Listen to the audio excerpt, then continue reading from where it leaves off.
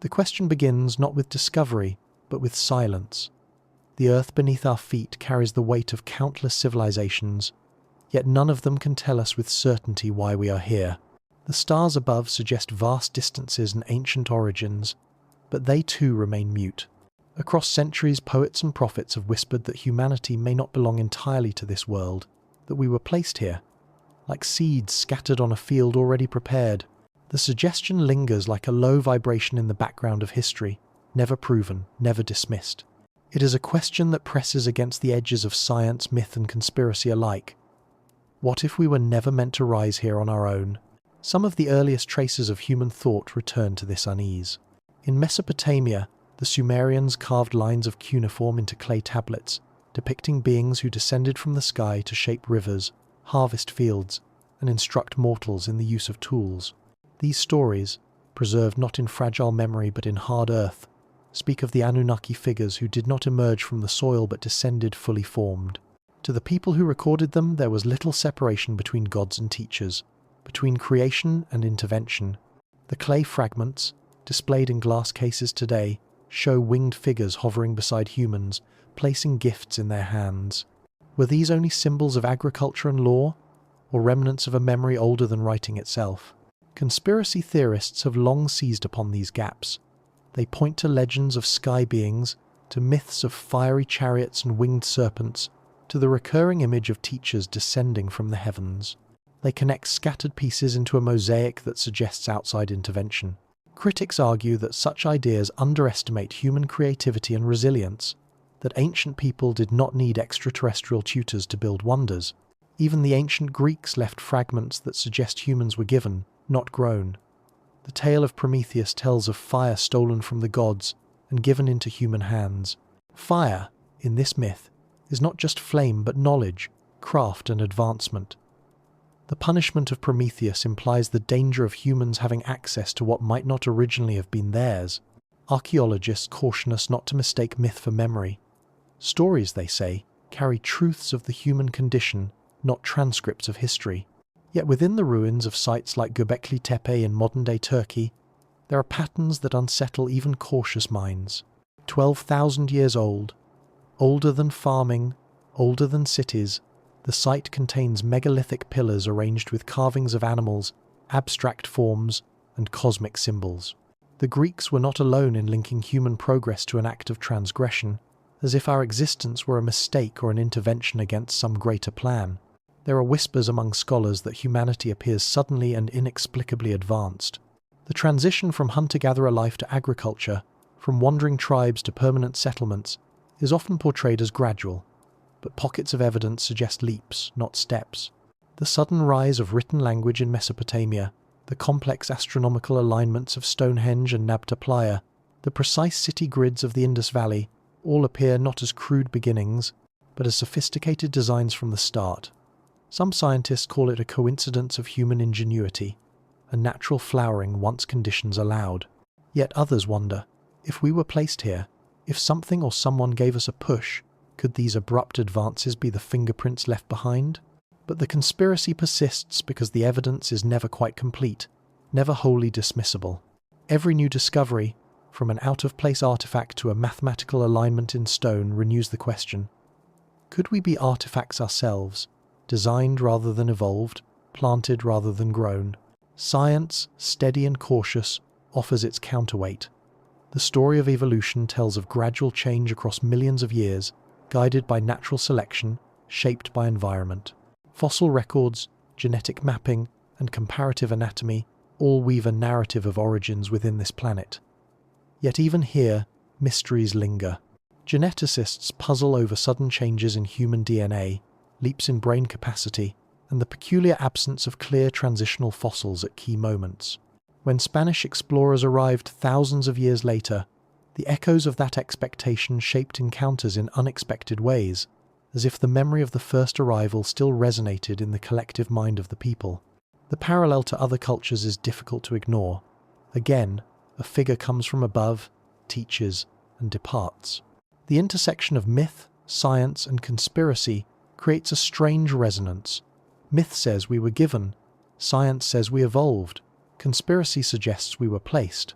The three stories never fully overlap, yet each fills the gaps left by the others.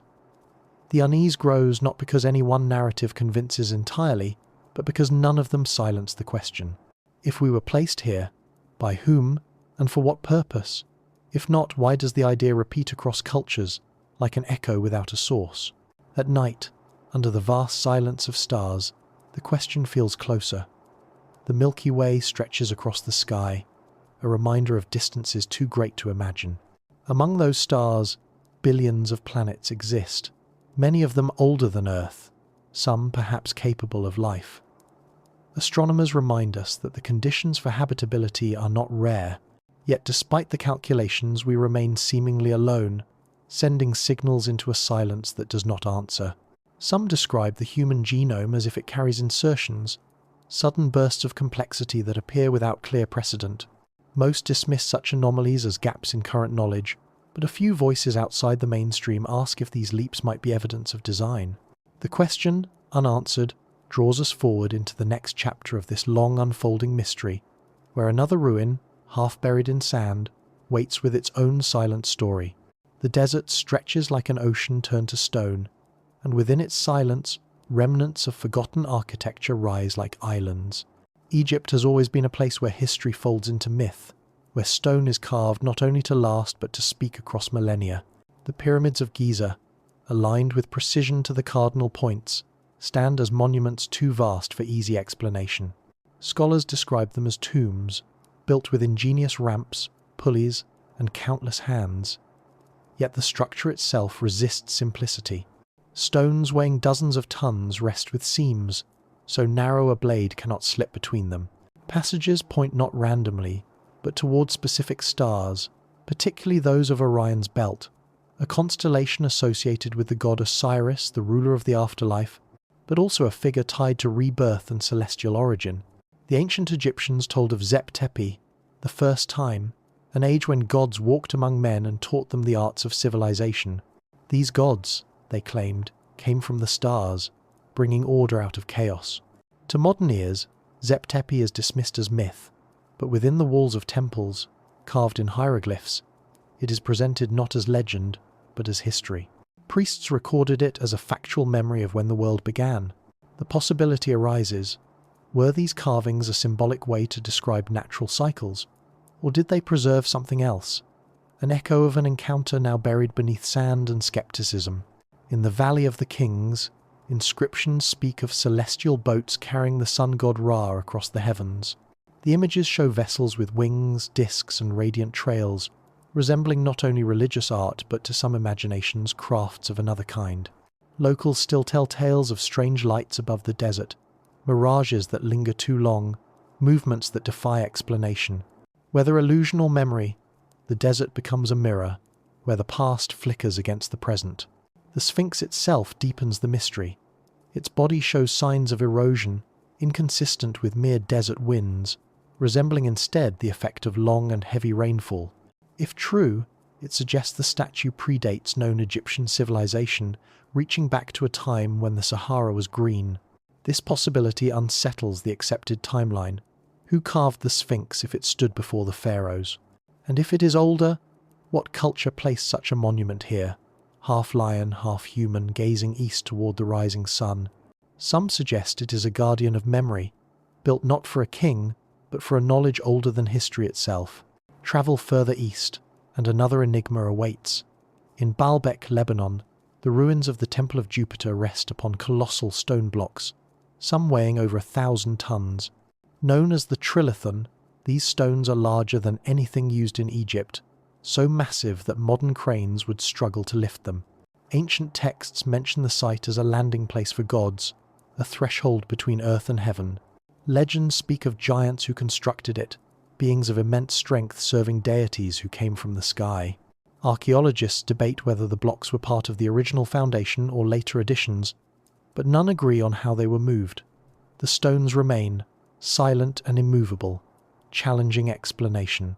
Stories of gods descending and building among mortals appear across cultures, but the scale of these constructions suggests something more than myth. Were these sites chosen because they resonated with the sky, because alignments with stars were vital to their builders, Or were they built as beacons, markers left for those who would one day return? The conspiracy grows when one considers that the pyramids, Baalbek, Stonehenge, and other megalithic sites all share celestial alignments, as if scattered across continents to form a global map. Science offers counter-arguments. Alignments with stars, it insists, are the result of human fascination with the heavens, a natural extension of agricultural societies dependent on celestial cycles. The immense stones, while mysterious, might have been moved with ingenious methods, ropes, and manpower. The erosion on the Sphinx may have natural causes misinterpreted by human imagination. Archaeology calls for patience, for evidence not yet uncovered. But the unanswered questions keep the alternative alive. What if these monuments are not only human achievement, but also reminders of a time when humanity was taught, guided, or placed here by others? The sense of placement grows stronger when considering myths of origin. The Dogon people of Mali tell of beings called the Nommo, who came from the star Sirius and shared knowledge of astronomy long before telescopes. Their oral traditions included details of Sirius's companion star, invisible to the naked eye, and only confirmed by modern science in the 19th century. Skeptics argue that the Dogon could have learned this from visiting Europeans, but the tradition claims much deeper roots. The question remains whether such precise knowledge was observed, shared, or inherited from a contact beyond our understanding. The recurring pattern, the gods who descend, the knowledge suddenly given, the monuments aligned with stars leaves a residue of unease. Perhaps these are coincidences, myths spun from human imagination reaching for the heavens, or perhaps they are fragments of a larger story, one we are not meant to see in full. If we were placed here, then these sites may not only be tombs and temples, but markers, coordinates in a cosmic design. The desert wind moves through hollow corridors of stone, carrying with it a sound that might be mistaken for whispering. Some visitors to the pyramids describe the feeling of resonance, as though the stones hum with a frequency not audible but physical, vibrating through bone and skin. Ancient builders may have understood something we have forgotten, or perhaps something was shown to them. Either way, the monuments remain, waiting, their silence louder than words. At the edge of the desert, as the sun falls, the pyramids turn red, then black against the stars. Their sharp lines cut into the sky, aligning once again with Orion. The same stars that shone above the builders thousands of years ago shine still, unchanged, as if waiting. And somewhere within that alignment, within that gaze of stone and light, the question lingers: were these monuments built to honour gods, or to signal them? The night deepens, and with it, the path turns further into the shadows of history, toward another site where stones and stars whisper the same unanswered song. Far from the deserts of Egypt and Lebanon, across oceans and jungles, another enigma emerges in the highlands of Peru.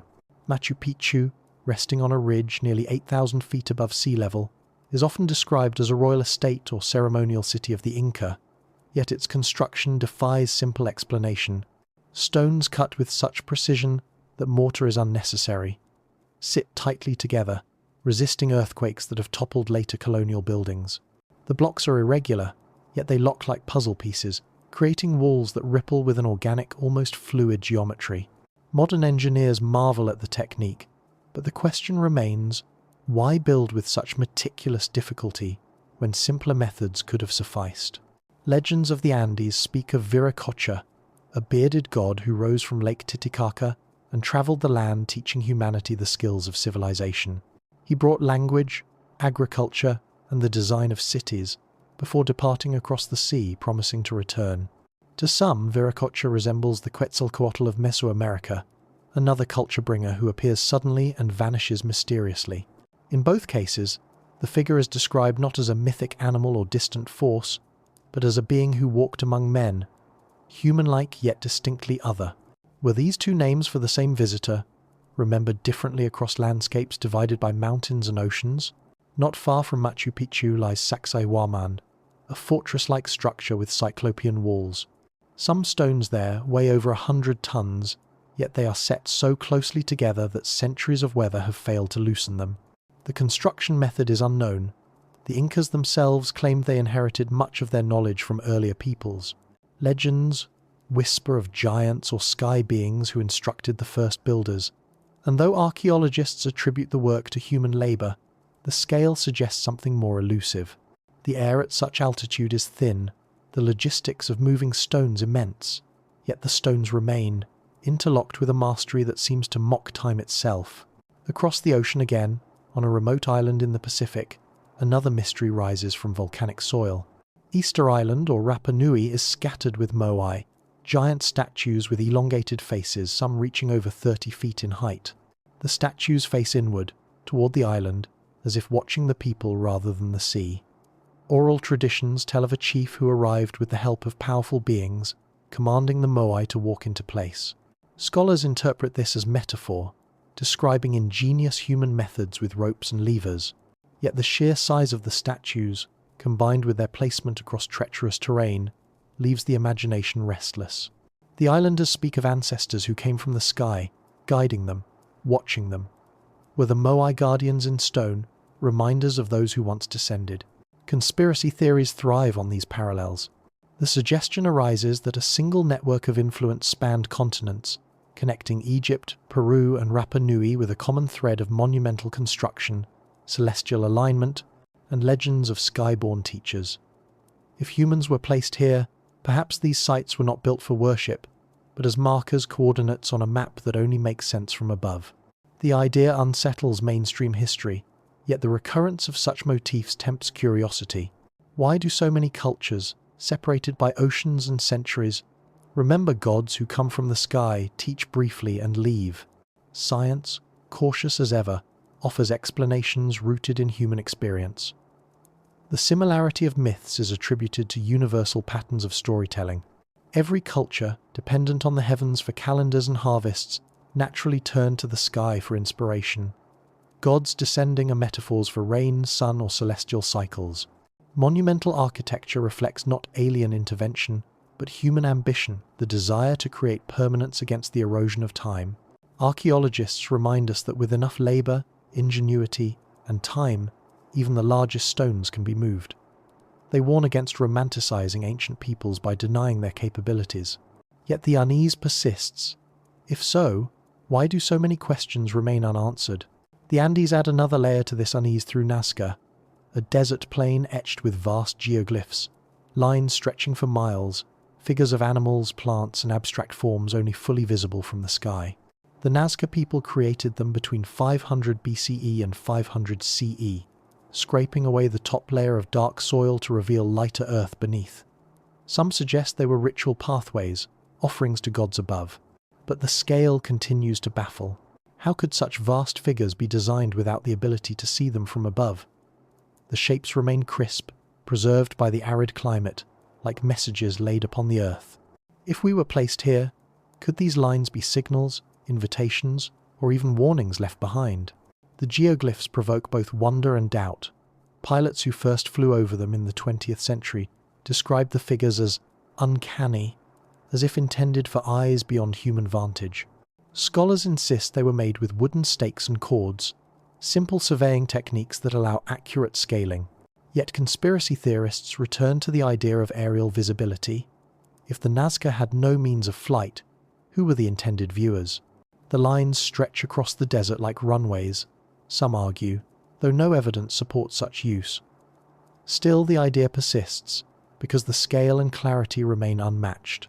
Patterns emerge across continents, gods who arrive from the sky, monuments aligned to stars, figures carved to be seen from above. Each might be explained individually as myth, coincidence, or ingenuity. But when placed side by side, they form a mosaic too consistent to ignore. If humanity were placed here, these could be the remnants of a message, fragments of an introduction, scattered to remind us of origins we have forgotten. At dusk, the winds sweep across the Nazca plain, carrying dust into the air until the lines blur, then clear again. The figures appear and vanish depending on the angle of light, like writing that flickers between visibility and absence.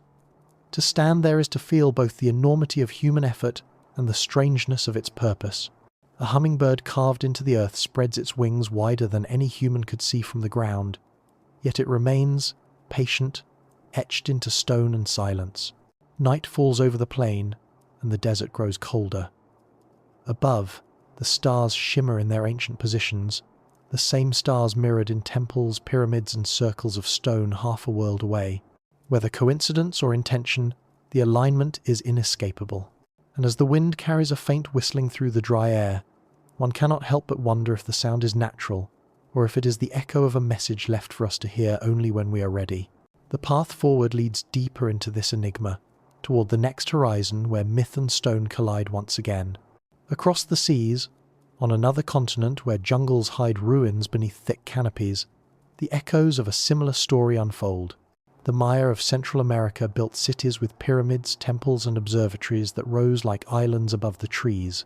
Their stone stairways ascended toward the heavens, their inscriptions recorded cycles of time longer than empires, and their gods were beings tied not to earth but to the sky. The Popol Vuh, a sacred text, describes how humans were fashioned not once, but several times, by creators who shaped and reshaped until the design endured. In the stories, corn becomes the flesh of mankind, yet behind the symbolism lingers the image of intervention, beings who experiment, beings who place humanity into existence rather than allow it to emerge naturally. Mayan cities like Palenque and Tikal are filled with inscriptions that describe rulers as intermediaries between gods and men, often portrayed ascending into sky realms or communing with figures descending in radiant attire.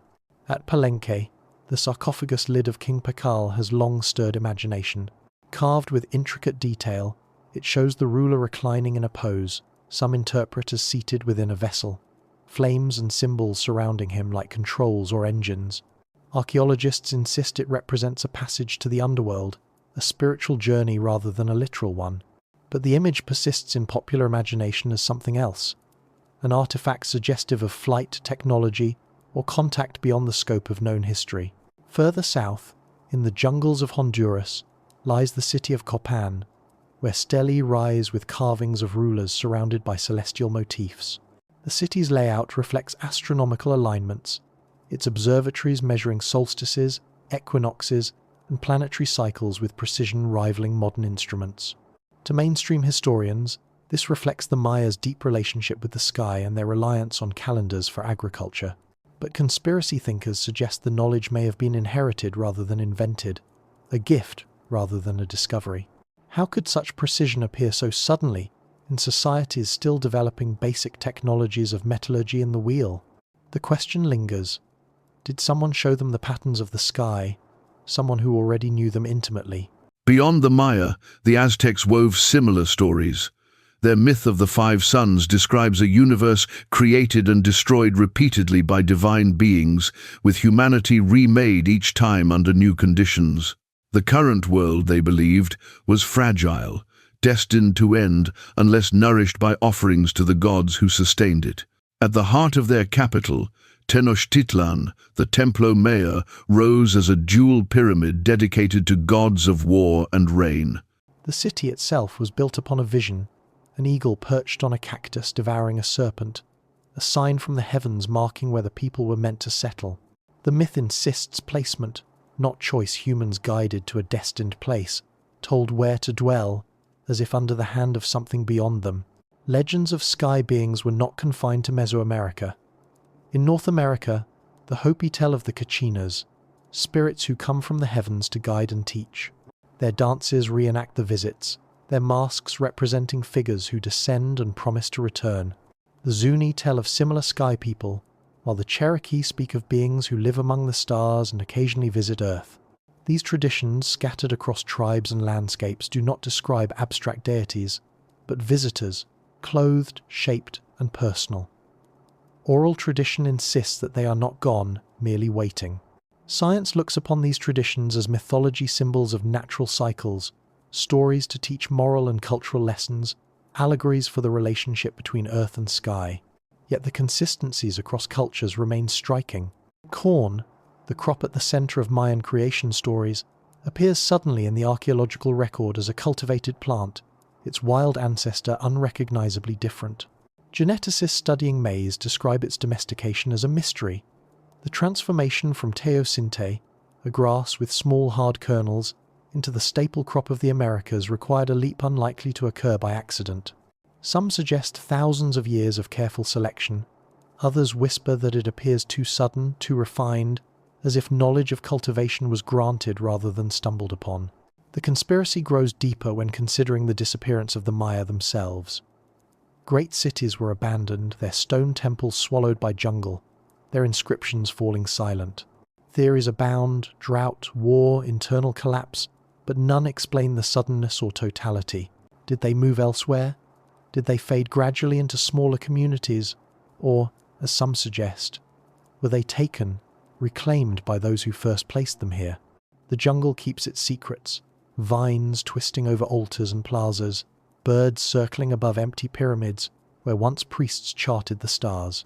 Night in the ruins carries a heavy quiet. Crickets pulse in the distance, bats sweep low, and above, the constellations blaze in tropical clarity. The same stars once recorded by Mayan astronomers, the same Venus that marked their calendars, shine unchanged. Some tourists who camp near the ruins describe dreams of lights above the temples, humming sounds that leave no trace. Local guides sometimes smile when asked about such stories, answering only that the spirits of the old ones still walk there. Whether metaphor or memory, the feeling is the same. These places are not truly abandoned. From corn that seems too perfect to be accidental, to calendars that stretch into cycles of thousands of years, to monuments that speak more to the sky than to the earth, the Americas offer echoes of the same riddle heard in Egypt, Mesopotamia, and beyond. If humanity were placed here, the question emerges: were these cultures remembering fragments of an original contact, or anticipating a return? The jungles at night are thick with mist, and sometimes the wind moves through the trees with a sound like a voice. To those who linger among the ruins, it can feel as though something waits, patient and watchful, hidden within the silence. Perhaps it is imagination, or perhaps it is memory. And deeper in the jungle, beyond the reach of modern roads, lie more ruins still covered by vines and earth, waiting to reveal their own stories, stories that may lead us closer to the heart of the question. Beneath the waves, another layer of mystery waits. Unlike the pyramids and temples that rise toward the sky, these are ruins that sink into silence, visible only when the sea grows still. Off the coast of Japan, near Yonaguni, divers discovered massive stone formations descending into the deep. Steps, terraces, and pillars appear carved, aligned, and geometric, resembling the foundations of an ancient city. Mainstream geology argues that natural tectonic activity and erosion formed these shapes. Yet divers describe walls, doorways, and avenues too precise to dismiss as chance. The ocean keeps its secrets, blurring the line between nature and design. Legends of the Pacific Islands tell of Lemuria, a lost land swallowed by the sea, once home to an advanced people who vanished without trace. In India, Tamil traditions speak of Kumari Kandam, another sunken continent where knowledge and culture flourished before being erased by rising waters. The Greeks remembered Atlantis, described by Plato as an island of great power and technology, destroyed in a single day and night by cataclysm. These myths differ in detail but converge in theme. A land of advanced beings, cut off by water, remembered only as fragments. Could these sunken cities be remnants of such places? If humanity were placed here, perhaps some of those who guided us once lived among us, before disaster forced retreat. In the Caribbean, divers near Cuba reported structures resembling pyramids and avenues beneath the waves. In the Mediterranean, off the coast of Greece, ruins like Pavlopetri rest beneath shallow waters, showing streets and houses from a civilization far older than known history. At Dwarka in India, stone walls and steps lie beneath the Arabian Sea, linked to the legendary city of Lord Krishna. Everywhere the sea touches, stories of drowned lands rise. Archaeologists often attribute them to rising sea levels after the Ice Age, but conspiracy thinkers suggest something else, that civilizations more advanced than we realize existed, and that their destruction may have been deliberate, part of a cycle of placement, growth, and erasure. Science offers steady explanations. The end of the last Ice Age, 12,000 years ago, saw massive floods as glaciers melted and seas rose hundreds of feet. Entire coastlines vanished, along with any settlements that may have stood there. It is natural, geologists say, that ruins lie beneath the water, and myths of flood and loss reflect human memory of those events. Yet the sophistication of some submerged structures, steps, columns, precise cuts, leaves questions. If people of that age were merely hunter-gatherers, How did they leave behind architecture that rivals the beginnings of later civilizations? The flood myths themselves are nearly universal. The Sumerians wrote of Utnapishtim, warned by gods of a great deluge, building a vessel to save life. The Hebrews told of Noah. The Hindus remembered Manu, who was guided by a fish god to build an ark. The Aztecs told of Coxcox, who survived a flood with his wife and repopulated the earth. Across the globe, waters rise, people are saved, humanity begins again. Perhaps the flood was real, an echo of rising seas after the Ice Age. But perhaps the myth carries another layer, not just destruction, but cleansing. If humanity were placed here, could floods have been a way of resetting, of wiping clean the slate for another attempt? In some versions of the Atlantis story, survivors spread across the world, seeding civilizations in Egypt, Mesopotamia, and the Americas. The similarities between myths of sky beings and myths of drowned lands suggest a link. Were the gods who descended the same as those who fled the sea? Did they place survivors, scattering fragments of a greater culture across continents? The ruins beneath the waves could be the missing pieces of that puzzle, the places where the story began before being washed away. Divers at Yonaguni describe a strange silence beneath the surface, a weight beyond the water itself. The structures loom, steps descending into darkness, columns rising like forgotten temples. Fish move through doorways, coral clings to edges, yet the sense of design is undeniable. Some divers claim to feel a hum, a vibration within the stone, though instruments detect nothing. The sea distorts perception, but the impression lingers. This was not merely rock, but message. The conspiracy grows bolder. What if the oceans themselves hide most of our history? With only a fraction of the seafloor explored, entire civilizations could lie drowned, their traces mistaken for geology. What we know as the beginning may not be the beginning at all, but a re-beginning after cycles of placement, destruction, and renewal. If so, then the question shifts. We were not only placed here, perhaps we were placed here more than once. The sound of waves against the shore becomes a heartbeat, steady and ancient. The ocean reflects the stars above, as if sky and sea are mirrors of each other, both hiding secrets too vast to measure. Somewhere beneath that surface, stones carved by hands long forgotten wait in silence, their purpose unreadable. And if the sea took one city, it may have taken many. The next question lies not beneath water, but within mountains, where stone again speaks of a knowledge too old to fit neatly into the lines of history. High in the mountains of Asia, where winds carve ridges and snow hides valleys for half the year, the Himalayas hold stories as ancient as the ice itself. Among the peaks, monasteries perch like birds' nests on cliffs, their monks whispering prayers that seem to dissolve into the thin air. The region is not only a sanctuary for faith, but a landscape heavy with myth, legend, and fragments of something stranger. Local traditions tell of the Shambhala kingdom, hidden in valleys unseen by ordinary eyes, a realm where beings of great wisdom and power live apart from humanity, guiding it from a distance.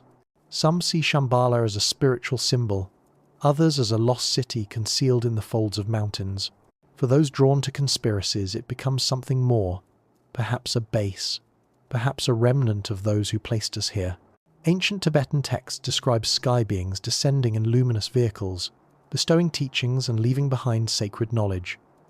Their accounts do not speak of abstraction, but of craft and presence. These teachings form the foundation of tantric practices, astrology, and cosmology, suggesting that the wisdom came not from gradual discovery but from a sudden gift. In India, Vedic texts echo similar descriptions of vimanas, flying chariots of the gods, capable of moving between earth and sky with thunder and light. Some passages describe battles between these flying vehicles, weapons that radiate heat like suns shaking the earth. Scholars interpret them as allegory, but to others, they read like memories of advanced technology preserved in verse. Archaeology in the Indus Valley reveals cities like Mohenjo-Daro, where streets were laid in precise grids, drainage systems advanced beyond their time. In one layer of excavation, skeletons were found with strange evidence. Bodies lying as if struck down suddenly, some with levels of radiation higher than normal background readings. Scientists dispute these findings, suggesting natural causes, contamination, or mismeasurement. But the story persists. Was there once a weapon unleashed here, the kind only myths describe, a fire brighter than 1,000 suns? If so, It suggests not only placement, but intervention of another kind. War, control, perhaps even culling. Legends of hidden beings extend beyond texts. Locals in the Himalayas speak of the Yeti, the snow creature who roams the peaks, half human, half beast.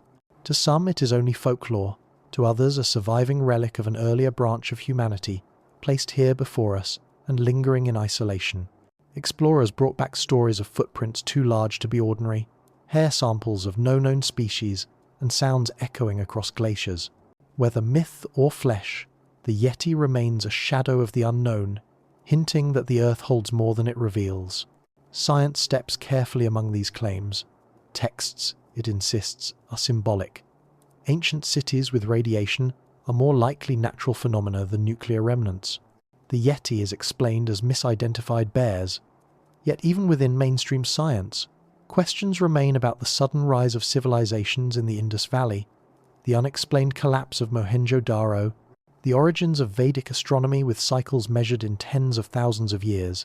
Did these calculations arise naturally, or were they remembered fragments of something taught? Conspiracy theorists suggest that mountains like the Himalayas may hide more than monasteries.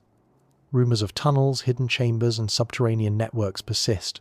Some claim that Nazi expeditions in the 1932 searched these regions for ancient wisdom or lost technology, convinced that secrets of humanity's origin lay buried there.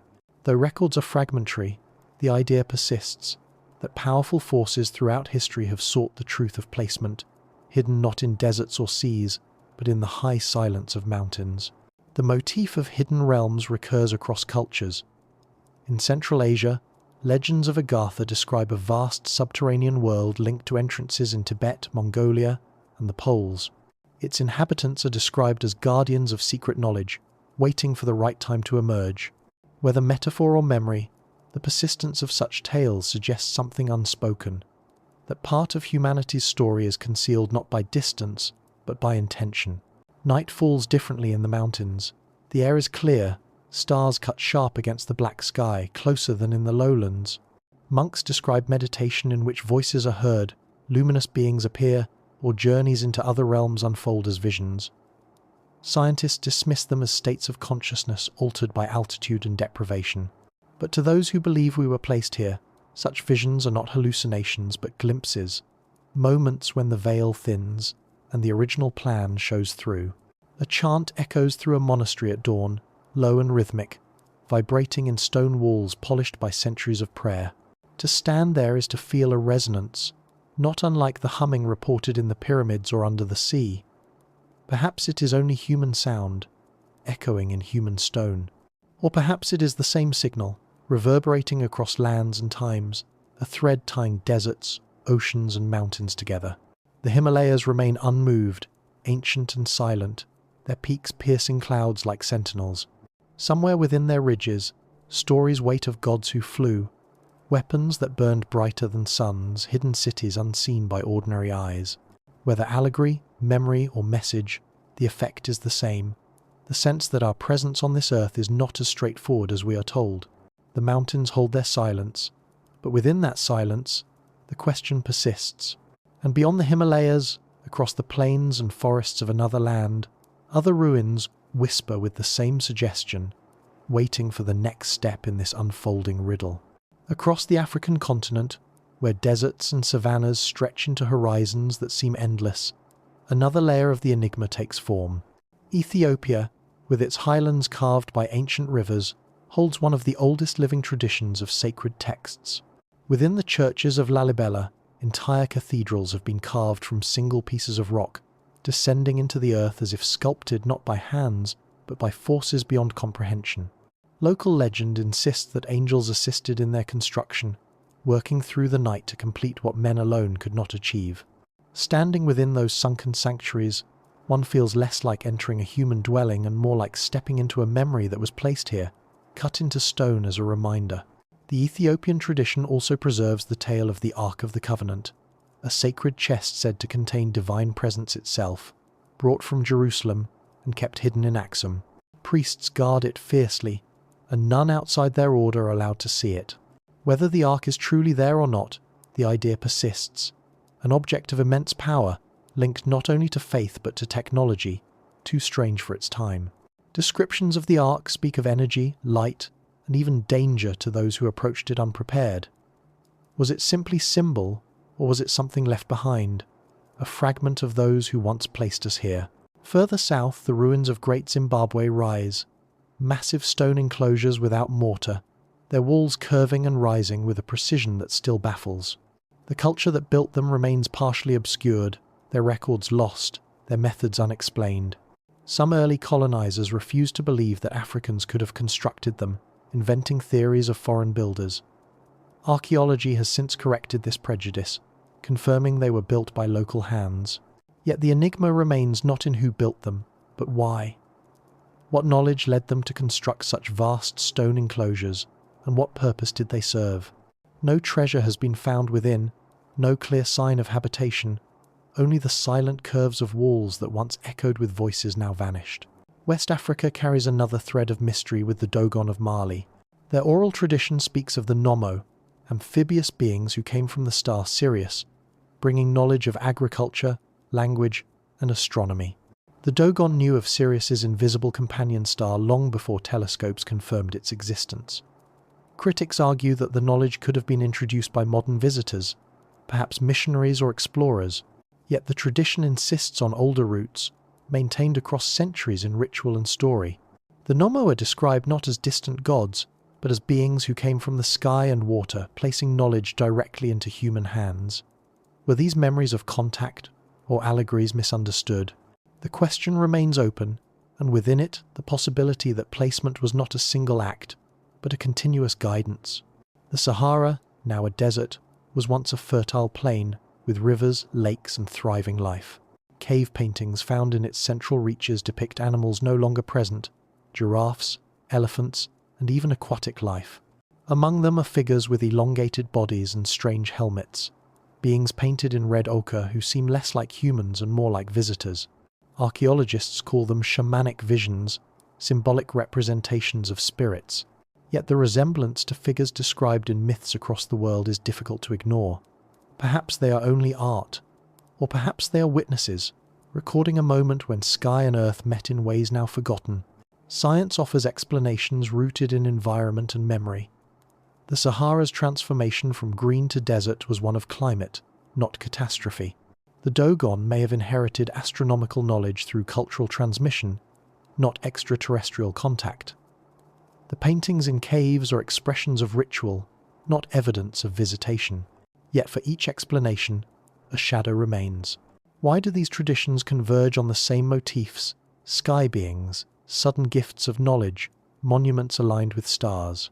If humanity were placed here, Africa holds some of the deepest traces, woven into the very beginnings of civilization. Conspiracies extend further still. Some suggest that Egypt was not the origin of its civilization, but the receiver of it, inheriting knowledge from a culture that existed long before the desert swallowed its memory. Others claim that under the sands of the Sahara lie ruins yet uncovered, entire cities buried beneath dunes, erased not by time but by design. Satellite images reveal structures, formations, and anomalies too regular to be dismissed entirely as natural. Explorers whisper of forbidden zones, areas where entry is restricted, guarded not by nature but by authority. What lies beneath the sands may remain hidden until someone decides humanity is ready to see. At night, the African sky glows with stars that seem sharper, closer, ancient in their stillness. Nomadic herders describe them as eyes watching, spirits travelling, ancestors returning. The same stars shine above Ethiopia, Mali, Zimbabwe, and the Sahara, linking stories scattered across the continent into a single thread. And as drums echo through the night air in distant villages, their rhythms feel less like music and more like messages, beats that travel through time, carrying whispers from those who may have placed us here, reminders pulsing in silence. The night grows deeper, and the desert wind moves across dunes, carrying grains of sand like whispers of lost memory.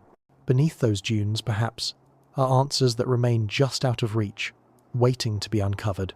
And further east, across seas and forests, another land holds its own enigmas, where stone statues stand in silence and legends of creation take a different but familiar shape. Across the ocean once more, in the vast lands of East Asia, another thread of the question emerges. In China, myths preserved for thousands of years speak of sky emperors, celestial beings who descended in radiant chariots and taught the ways of order, writing, and agriculture. Among them was the Yellow Emperor, Huangdi, revered not just as a ruler but as a being who arrived from the heavens. Ancient texts describe his ascent back into the sky at the end of his reign, departing in a dragon-shaped vehicle of light. To historians, the dragon is symbol, a creature of power and cosmic balance. Yet to others, the descriptions of fire, smoke, and ascension suggest something more mechanical, more tangible, a craft, rather than a metaphor. China's ancient texts also describe encounters with beings called the Sons of Heaven, who ruled not only by divine right, but by actual connection to the stars. The mandate of heaven, so central to Chinese dynasties, may have originated not as a metaphor for legitimacy, but as a memory of direct placement rulers chosen by powers from beyond. Temples across China, aligned to the cardinal directions, built in harmony with the movements of the sun and moon, the whisper of a knowledge not slowly gathered but already known, as if granted.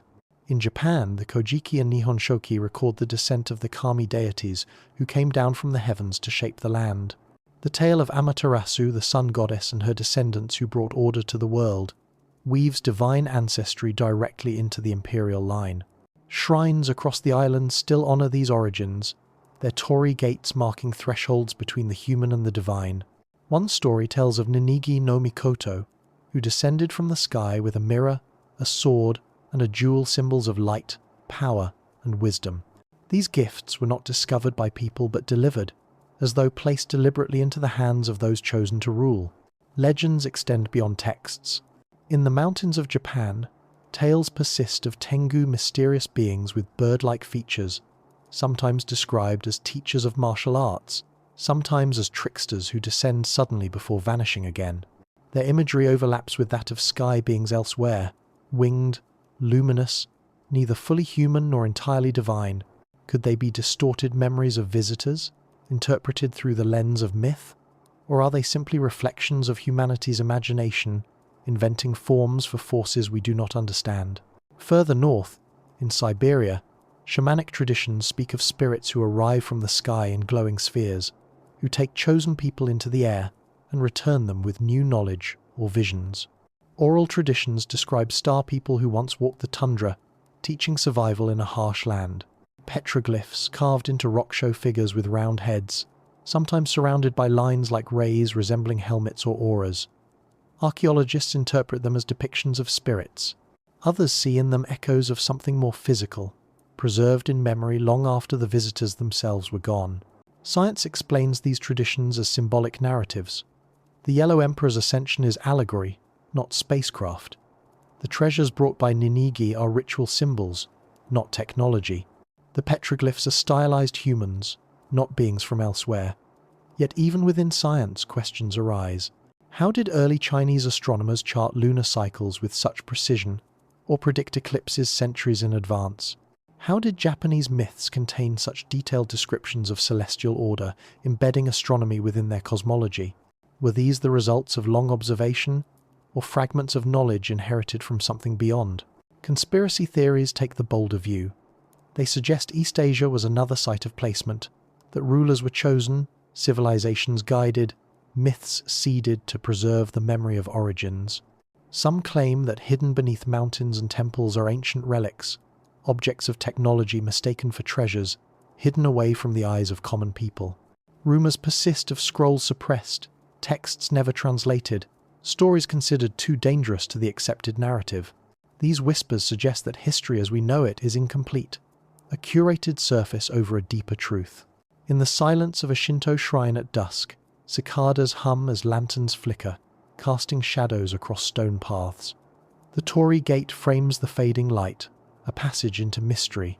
Within that silence, one can imagine the descent of the kami, luminous figures stepping through the threshold, bringing with them gifts not of this earth. The shrine holds no answers, only presence. But presence is enough to stir the question again. What if these beings were not gods in metaphor, but visitors remembered in ritual? The night in East Asia carries with it the same stars seen in Egypt, in the Andes, in Africa. The constellations cross borders and cultures, unchanged above shifting lands.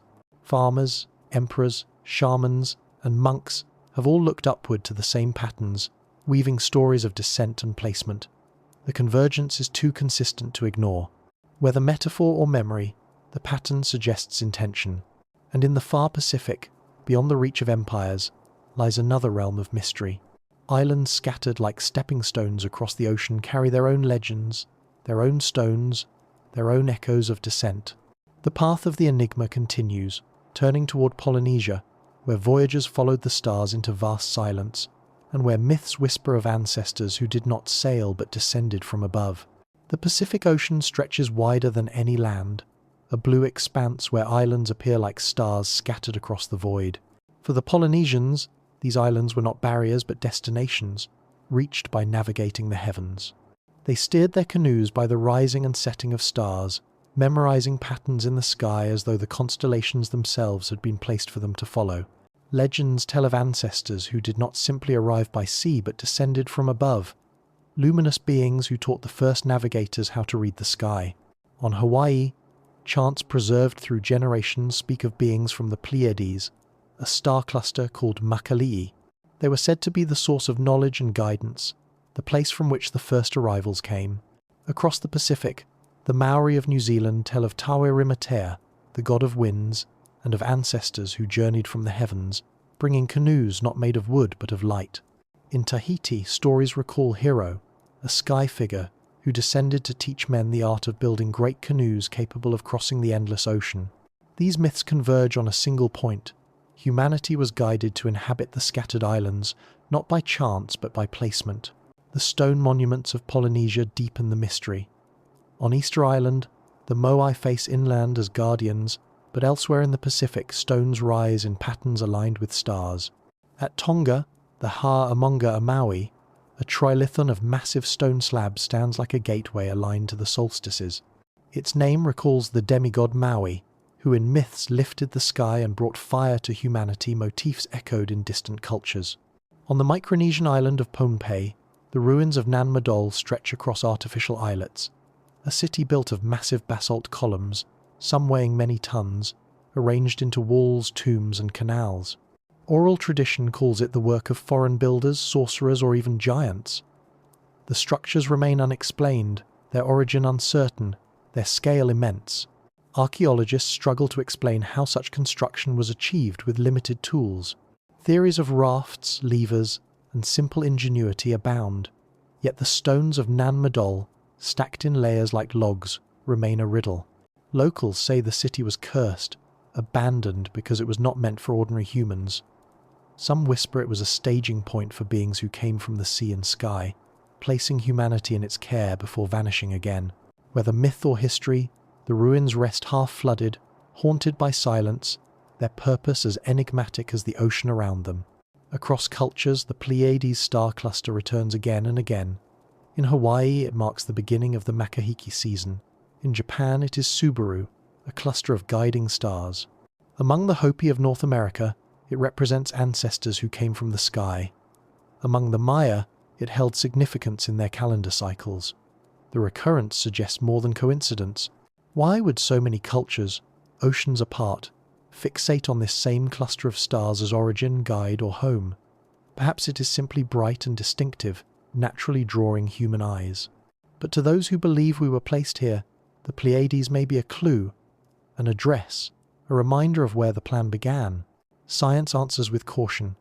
Polynesian navigation, it explains, was a triumph of human ingenuity, memorizing star paths, swells and winds to cross thousands of miles without instruments. The ruins of Nan Madol and the Trilithon of Tonga were human creations, impressive but explainable with persistence and skill. The myths of descent from the Pleiades are allegories, metaphors for migration rather than literal descent.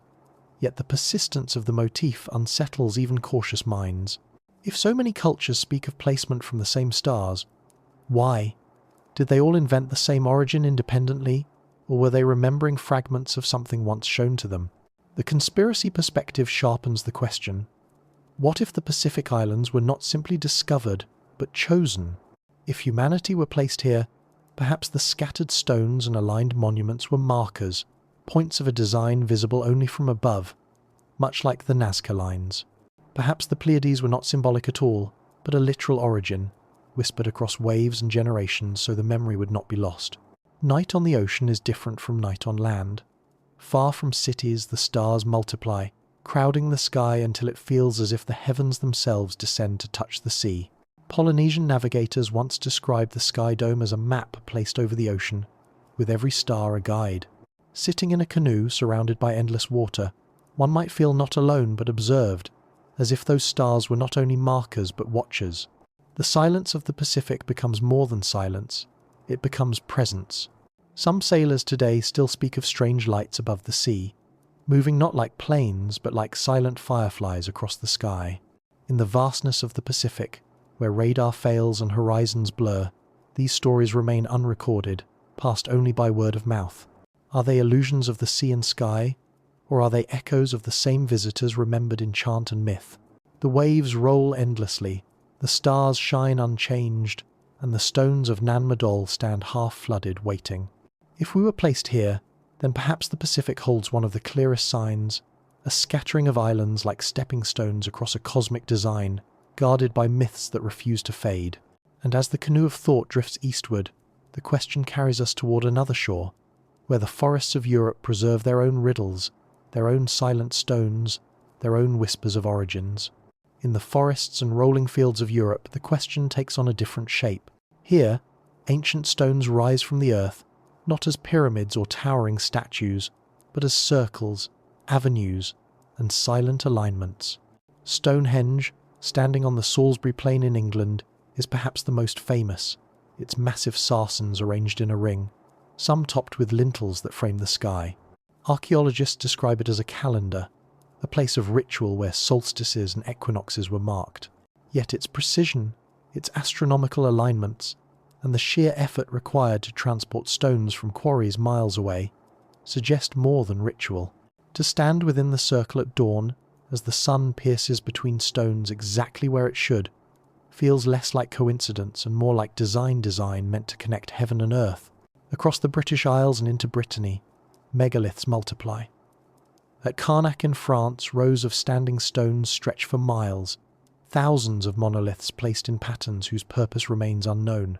Were they markers of the stars, maps of the sky etched upon the earth, or something else entirely? Local legends say the stones were once giants turned to rock by a holy man. Others whisper that they were placed by beings from beyond, frozen memories of a time when the sky and earth met. The silence of the stones, standing for millennia, gives no answer. Further north, in Scotland's Orkney Islands, circles like the Ring of Brodgar rise in lonely landscapes, older than Stonehenge, older than the pyramids. Excavations reveal villages nearby, yet the scale of the monuments surpasses mere village life. The people who built them aligned stones with moon and sun, embedding celestial rhythms into earthbound structures. Mainstream archaeology calls it devotion, a fascination with cycles of nature. Conspiracies see something more: guidance, placement, echoes of instructions given by those who once watched from above. Celtic mythology adds another layer.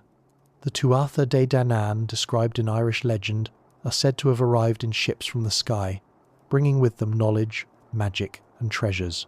They were radiant, immortal, and otherworldly, eventually retreating into hidden realms beneath hills and mounds. To the Irish they became the Fae, the hidden folk, guardians of ancient knowledge. But to some, they were more than myth, they were visitors, remembered as gods, retreating when their time among humans was done. In Norse traditions too, gods descend from Asgard, a realm not on earth but above. Odin, Thor, and their kin interact directly with humans, bringing war, wisdom, and craft. Ragnarok, their prophesied end, is not only a mythic apocalypse but a cycle of destruction and renewal, echoing the global pattern of floods, resets, and beginnings. Were these myths allegories of natural cycles, or memories of interventions by beings who placed and replaced humanity? Science seeks patterns grounded in earth. The stones of Carnac, Stonehenge, and Brodgar are explained as communal projects, expressions of social and religious identity. The myths of skyborn gods are allegories for natural forces, humanized to explain the inexplicable. Archaeologists remind us that ancient peoples were keen observers of the sky, capable of aligning stones through generations of watching and marking. Yet the unease persists. Why such global obsession with aligning monuments to stars? Why the repeated memory of beings who came not from below but from above? Conspiracies tie Europe into the wider web. Some claim that megalithic sites form a global network of energy lines, ley lines that connect sacred places across continents. Stonehenge, the pyramids, Machu Picchu and other sites are said to lie on these alignments as if forming a map only visible from above. Whether coincidence or intention, the idea tempts curiosity. If we were placed here, perhaps these stones are not random but coordinated, markers left for us to rediscover when the time is right. Legends of hidden beings linger in the European countryside. Tales of fairies, elves, and otherworldly visitors describe them as luminous, sometimes benevolent, sometimes dangerous, but always connected to places of stone and earth. Folklore warns against disturbing certain mounds or circles, as if they are gateways. Skeptics dismiss these as cultural remnants, echoes of pre-Christian beliefs demonized into superstition. Yet the persistence of these tales suggests memory perhaps not of small winged sprites, but of something larger, something remembered in distorted form. At night, Stonehenge is silent, its stones dark against the sky. The Milky Way arches overhead, mirrored in the circle below. Some visitors describe a sensation of vibration, as though the stones hum with the same resonance reported in pyramids and mountains elsewhere. Perhaps it is imagination, the mind attuning itself to silence.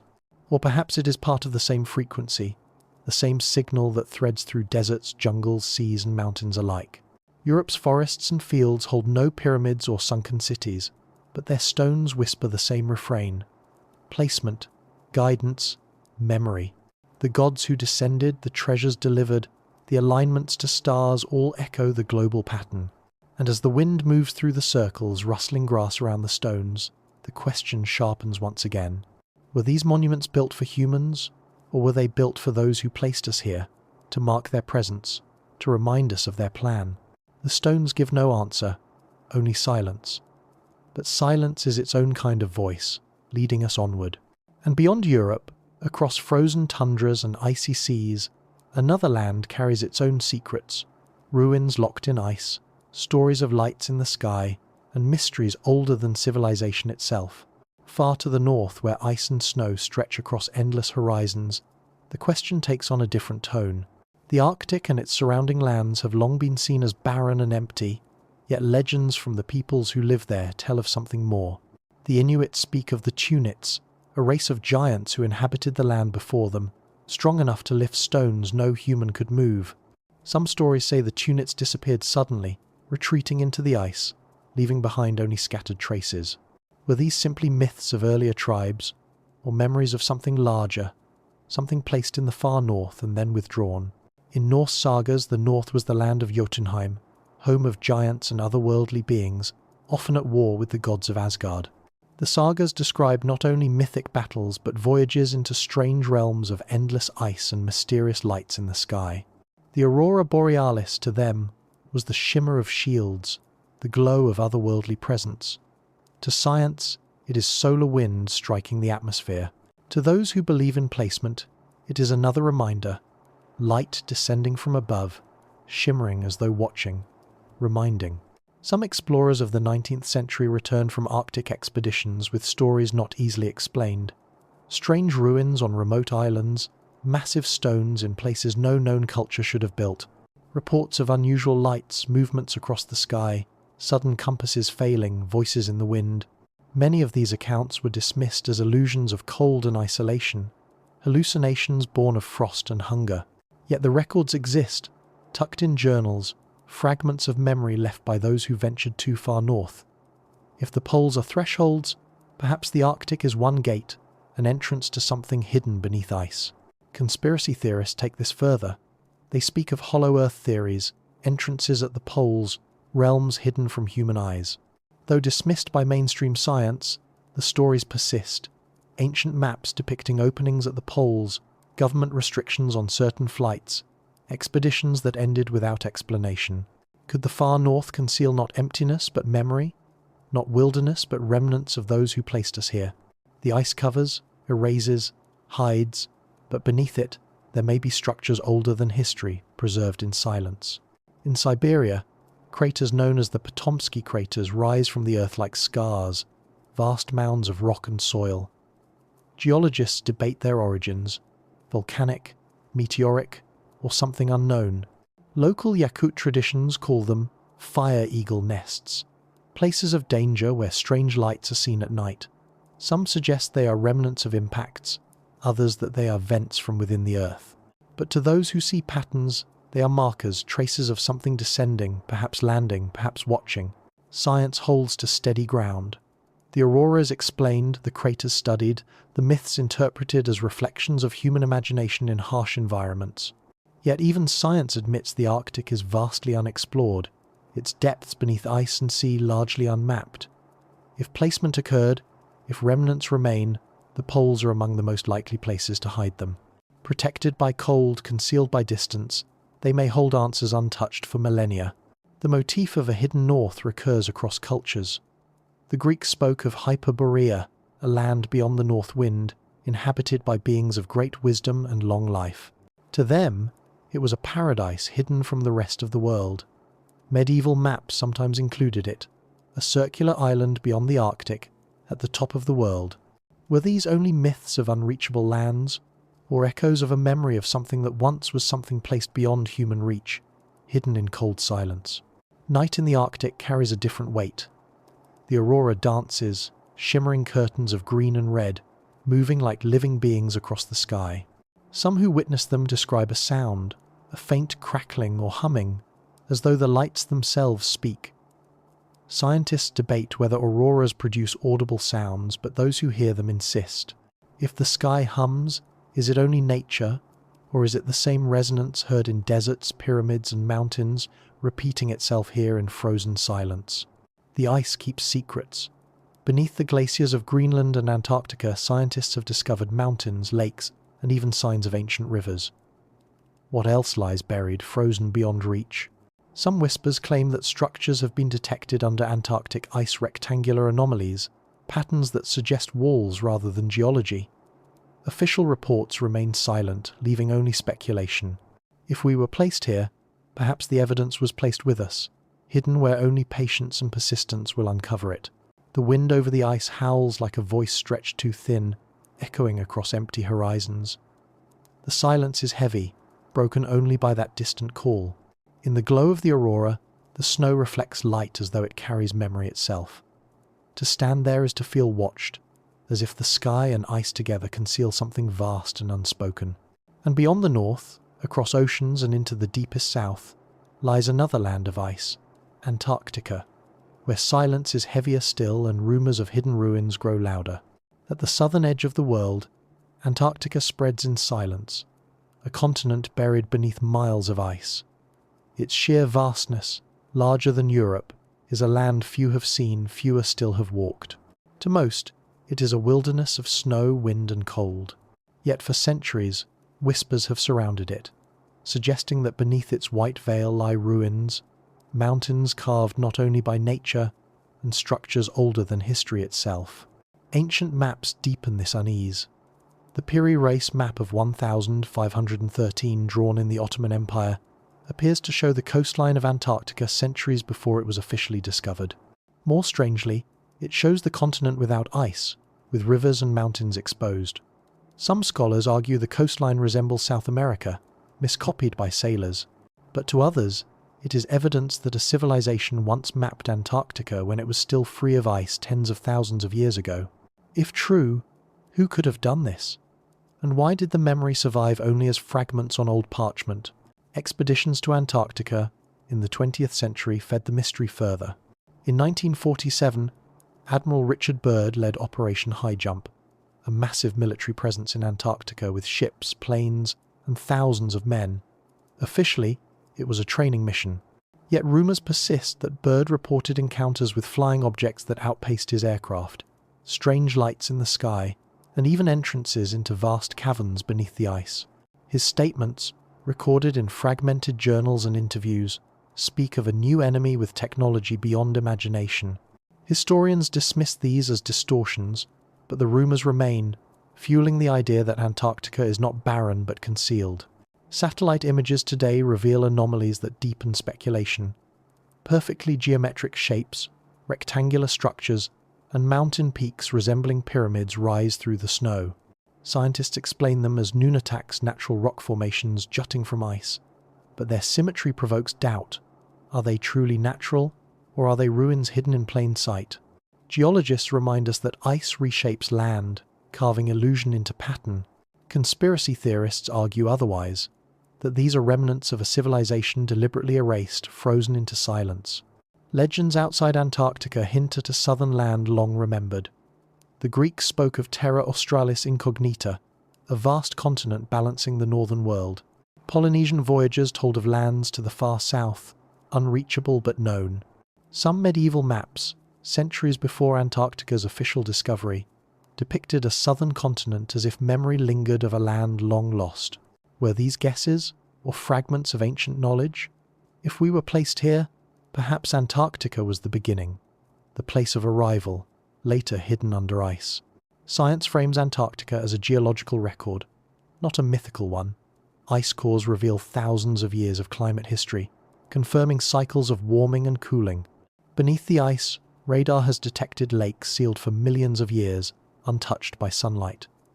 These discoveries excite biologists who dream of strange microbes, ecosystems evolving in isolation. Yet they also provoke unease. What else lies sealed beneath, waiting?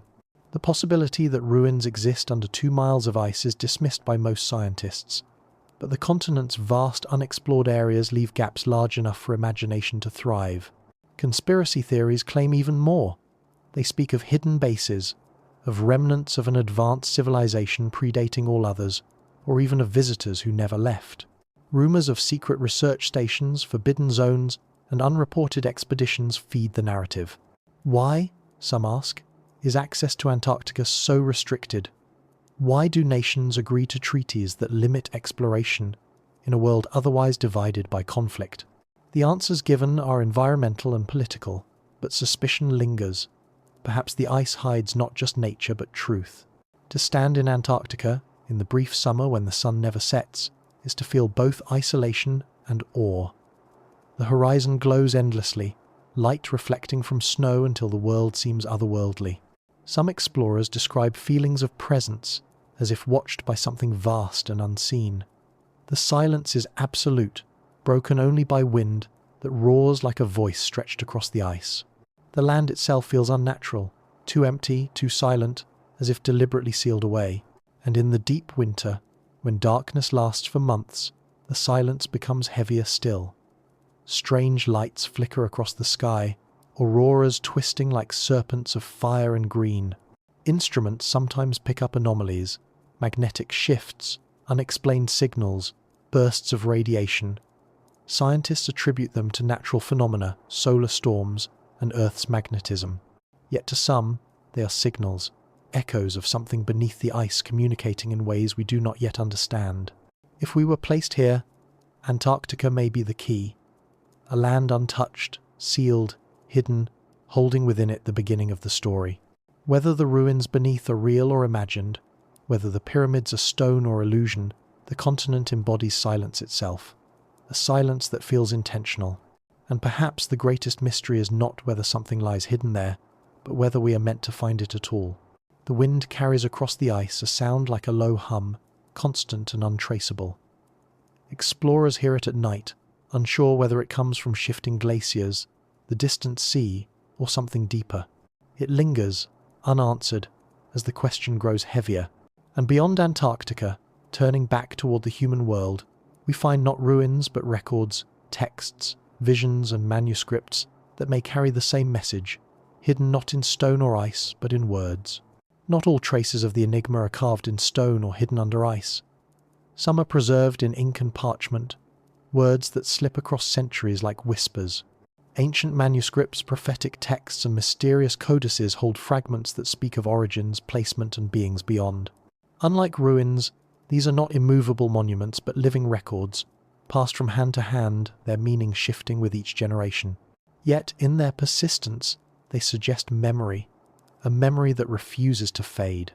In the Book of Enoch, a text once revered but later excluded from most biblical canons, there is the tale of the Watchers beings who descended from heaven to teach humanity. They gave knowledge of astronomy, metalwork, and medicine, but also forbidden arts. Their union with human women produced the Nephilim, giants who filled the earth. The text portrays them as both teachers and corrupters, punished by a higher power. To some, it is myth.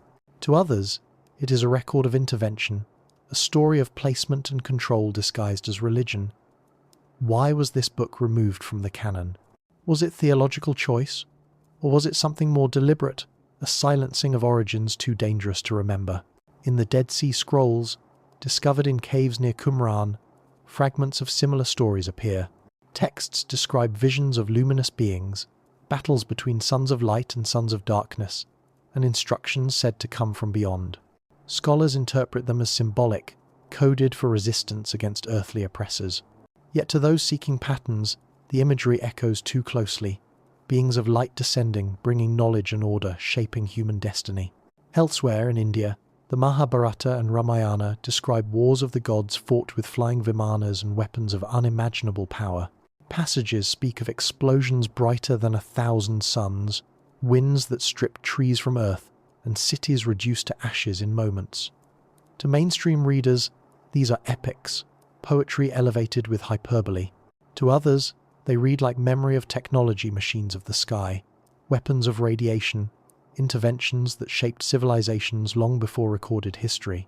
The Mayan Dresden Codex, one of the few pre-Columbian texts to survive, contains astronomical calculations so precise they track eclipses and Venus cycles across centuries. To some, this reflects patient observation. To others, it is evidence of knowledge inherited, knowledge placed rather than discovered. The Codex also depicts gods descending, interacting with humanity, guiding calendars and rituals. Again, myth or memory. Even in medieval Europe, texts surfaced that hinted at something beyond the known world. The Voynich manuscript, written in an unknown script with strange botanical drawings and astronomical diagrams, defies interpretation. Some believe it is coded knowledge, others that it is meaningless invention. But the possibility remains that it preserves fragments of a story not meant for all eyes, the knowledge of origins, encoded to survive suppression. Its illustrations of stars, plants unknown, and figures in strange vessels feed the sense of placement disguised in ink. Science approaches these manuscripts cautiously. It sees allegory, poetry, error, and invention. Ancient texts exaggerate, borrow, mythologize. Yet science also admits that within these words, astronomical cycles are measured with astonishing accuracy. Details of nature recorded centuries before telescopes or microscopes. If the knowledge was discovered, how was it discovered so early? If placed, then by whom and for what purpose? Conspiracy theories bind these threads into a darker pattern.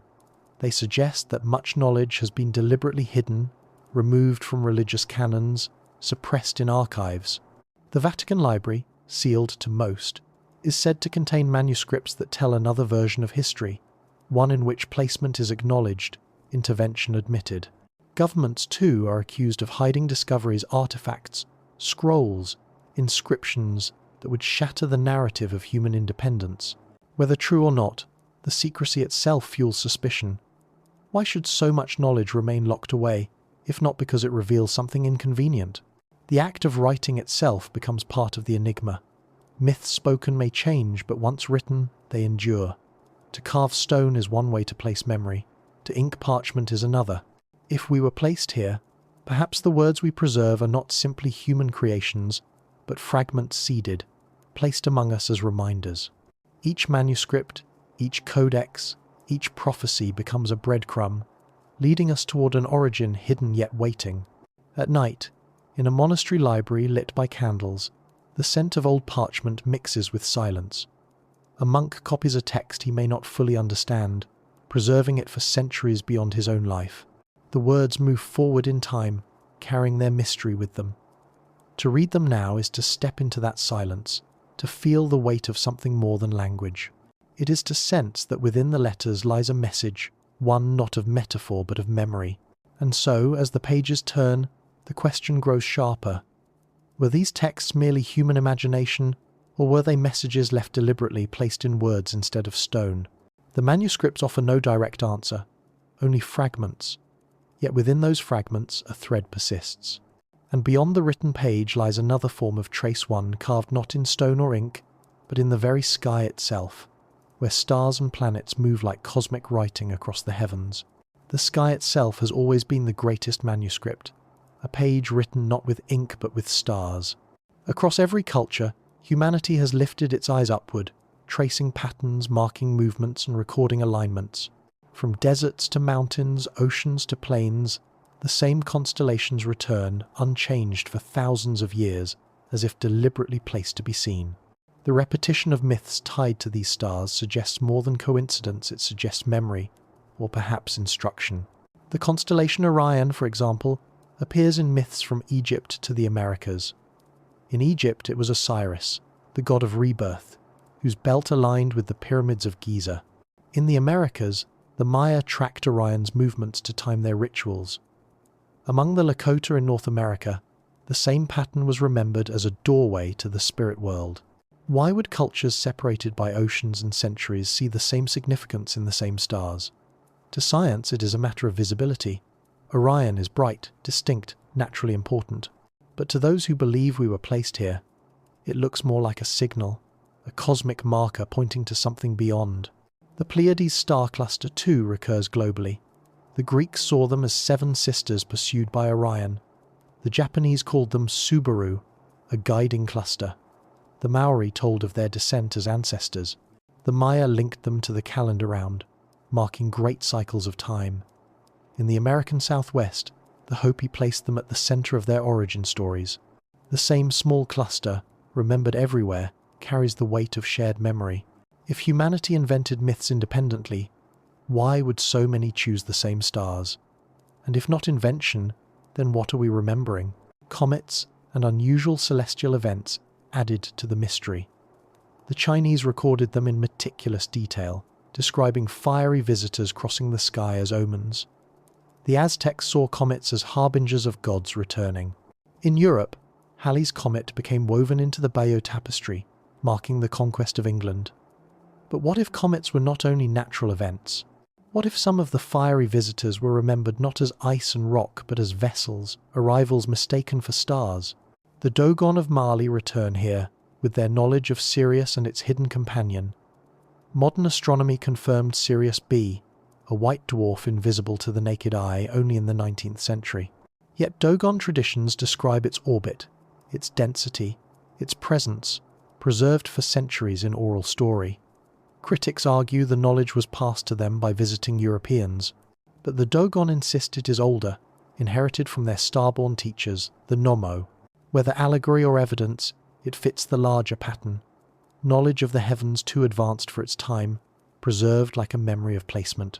Science steps carefully. It explains that humans everywhere had reason to study the stars, for agriculture, for navigation, for ritual. Alignments are natural results of long observation. The Pleiades and Orion are prominent, and therefore naturally became mythic. The Dogon's knowledge may have been contaminated by modern sources, yet even with explanations, the coincidences accumulate. When so many cultures look to the same stars and tell the same stories of descent, the impression is not independence but interconnection. Conspiracies weave the sky into a map. They suggest that the monuments on Earth, pyramids, circles, geoglyphs, are aligned not only with stars but with one another, forming a global grid. Some claim the Earth itself is covered with energy lines, and the monuments mark intersections. The stars above mirror the stones below, as though Earth was prepared as part of a larger design. If we were placed here, perhaps the sky was left as a reminder, the same story written twice, once in stone, once in light. Astronomers today continue to find anomalies that provoke curiosity. The WOW, a signal of 1,977, a sudden burst detected by a radio telescope, lasted only 72 seconds, but carried a pattern that seemed unnatural. It has never been repeated, never explained. Fast radio bursts, powerful signals from deep space, appear suddenly and vanish, sometimes repeating in irregular intervals. Scientists study them as natural phenomena, perhaps neutron stars or black holes, But to those who suspect placement, they are not random, they are messages, fragments of communication echoing through the void. The night sky remains both familiar and strange. To lie beneath it is to feel both small and connected, as if the stars themselves are not only distant suns but eyes watching. Some cultures describe them exactly that way: ancestors observing, guardians returning, guides placed above to remind us. Whether metaphor or memory, the effect is the same. The sky does not answer, but it does not forget. At observatories, astronomers track exoplanets, mapping worlds beyond our own. They calculate that billions of Earth-like planets must exist, some older than ours, some with more time for life to evolve. Yet despite the vastness, silence remains. The paradox grows sharper. If life is common, where is everyone? And if we are alone, why do our myths remember them so vividly? Perhaps the silence is not absence, but distance. Perhaps we are not meant to hear until we are ready. On a clear night, when the Milky Way stretches across the horizon, the stars seem almost to form lines, pathways, messages written in light. To stand beneath them is to feel not only wonder but unease, as though the sky itself is whispering. And in that whisper, the question lingers once more. Were we placed here beneath this map, told to look upward until we remembered where we came from? The stars burn cold, indifferent, yet their patterns persist, eternal across generations. And as the sky turns slowly, another trace comes into view, not in light, but in the earth beneath us, in the very bones and genes that carry our history, and perhaps our origin. Beneath myth and monument, beneath story and stone, lies the body itself, the bones, the blood, the code written in strands of DNA. If humanity was placed here, the evidence may not be found in ruins or stars, but in ourselves. Our skeletons, our genes, our brains carry histories older than memory, records of change and anomaly. Within them lie both the story of evolution and the shadows of something more sudden, something that feels less like a natural drift and more like an intervention. Fossil records tell us that modern humans, Homo sapiens, emerged in Africa around 200,000 years ago. Yet the leap from earlier hominins remains abrupt. For millions of years, evolution moved slowly. Tools of stone, fire, shelter. Then, in a narrow window of time, brain size expanded rapidly, language appeared, art bloomed on cave walls, and complex societies began to form. Archaeologists describe this as the Great Leap Forward. But why so sudden? Why did it happen to us, and not to others who shared the earth like Neanderthals or Denisovans? Genetics deepens the mystery. Our DNA shows signs of sudden change mutations that appeared quickly and spread across populations. The FOXP2 gene, linked to speech and language, is nearly identical in humans worldwide, as if fixed deliberately. Our brain's wiring, especially the neocortex, expanded beyond what environment alone can explain. Some researchers call it chance, others selective pressure. But to those who believe in placement, these changes look like edits, as though the genome itself was written upon, adjusted, placed into its current form. Interbreeding adds another layer. Studies show that modern humans carry traces of Neanderthal and Denisovan DNA, fragments of other species intertwined within us. Yet despite this blending, our species did not merely survive, it dominated, spreading across the planet with astonishing speed. Were we naturally fitter, or was something else at work? Some conspiracy theories suggest that these encounters were part of an experiment, testing compatibility, blending branches, shaping outcomes. If so, then humanity is not only placed but engineered. Archaeological puzzles echo this. The sudden appearance of Cro-Magnon art in Europe, with its sophistication of form and symbolism, seems unprepared by earlier stages. The painted caves of Lascaux and Chauvet appear not as crude beginnings but as fully realized masterpieces. To scientists, this is creativity flowering suddenly, perhaps sparked by cultural transmission. To others, it is memory and awakening triggered not by chance but by intervention, as if a switch had been flipped. Even our chromosomes hold questions. Humans have 46, while other great apes have 48. The difference lies in a fusion, two ancestral ape chromosomes combined into one. Geneticists identify it as a natural event, confirmed by the presence of fused telomeres. Yet the precision of this fusion, the way it aligns without fatal disruption, has led some to wonder. Was this the moment of placement, the restructuring that marked us apart? To those who see patterns, it resembles an edit, a deliberate act. Science insists on caution. Fossils are incomplete. Gaps in the record make change appear sudden when it was gradual. Genetic shifts can be explained by natural mutation and selection. Chromosomal fusion, while rare, is possible in nature. Yet the unease persists because these explanations do not silence the sense of abruptness, of leaps rather than steps. Conspiracies go further, suggesting that humanity was seeded, its DNA altered by external hands. Some point to ancient myths of gods creating mankind, whether from clay, corn, or breath, a symbolic memory of genetic manipulation. Others claim that the sudden rise of intelligence, art, and language cannot be explained by natural selection alone. They see us as a designed species, placed deliberately on this earth, carrying within us the edits of our makers. Mitochondrial DNA, passed only from mothers, tells us that all humans trace back to a common ancestor, mitochondrial Eve, around 150,000 years ago. Science sees this as genetic inheritance, a bottleneck in population, but conspiracy thinkers whisper, was this not a bottleneck but a beginning? Was humanity restarted, replaced, its ancestry narrowed deliberately to a single origin point? The body itself becomes the monument, the manuscript, the ruin. In our bones are records of sudden growth, in our genes records of sudden change.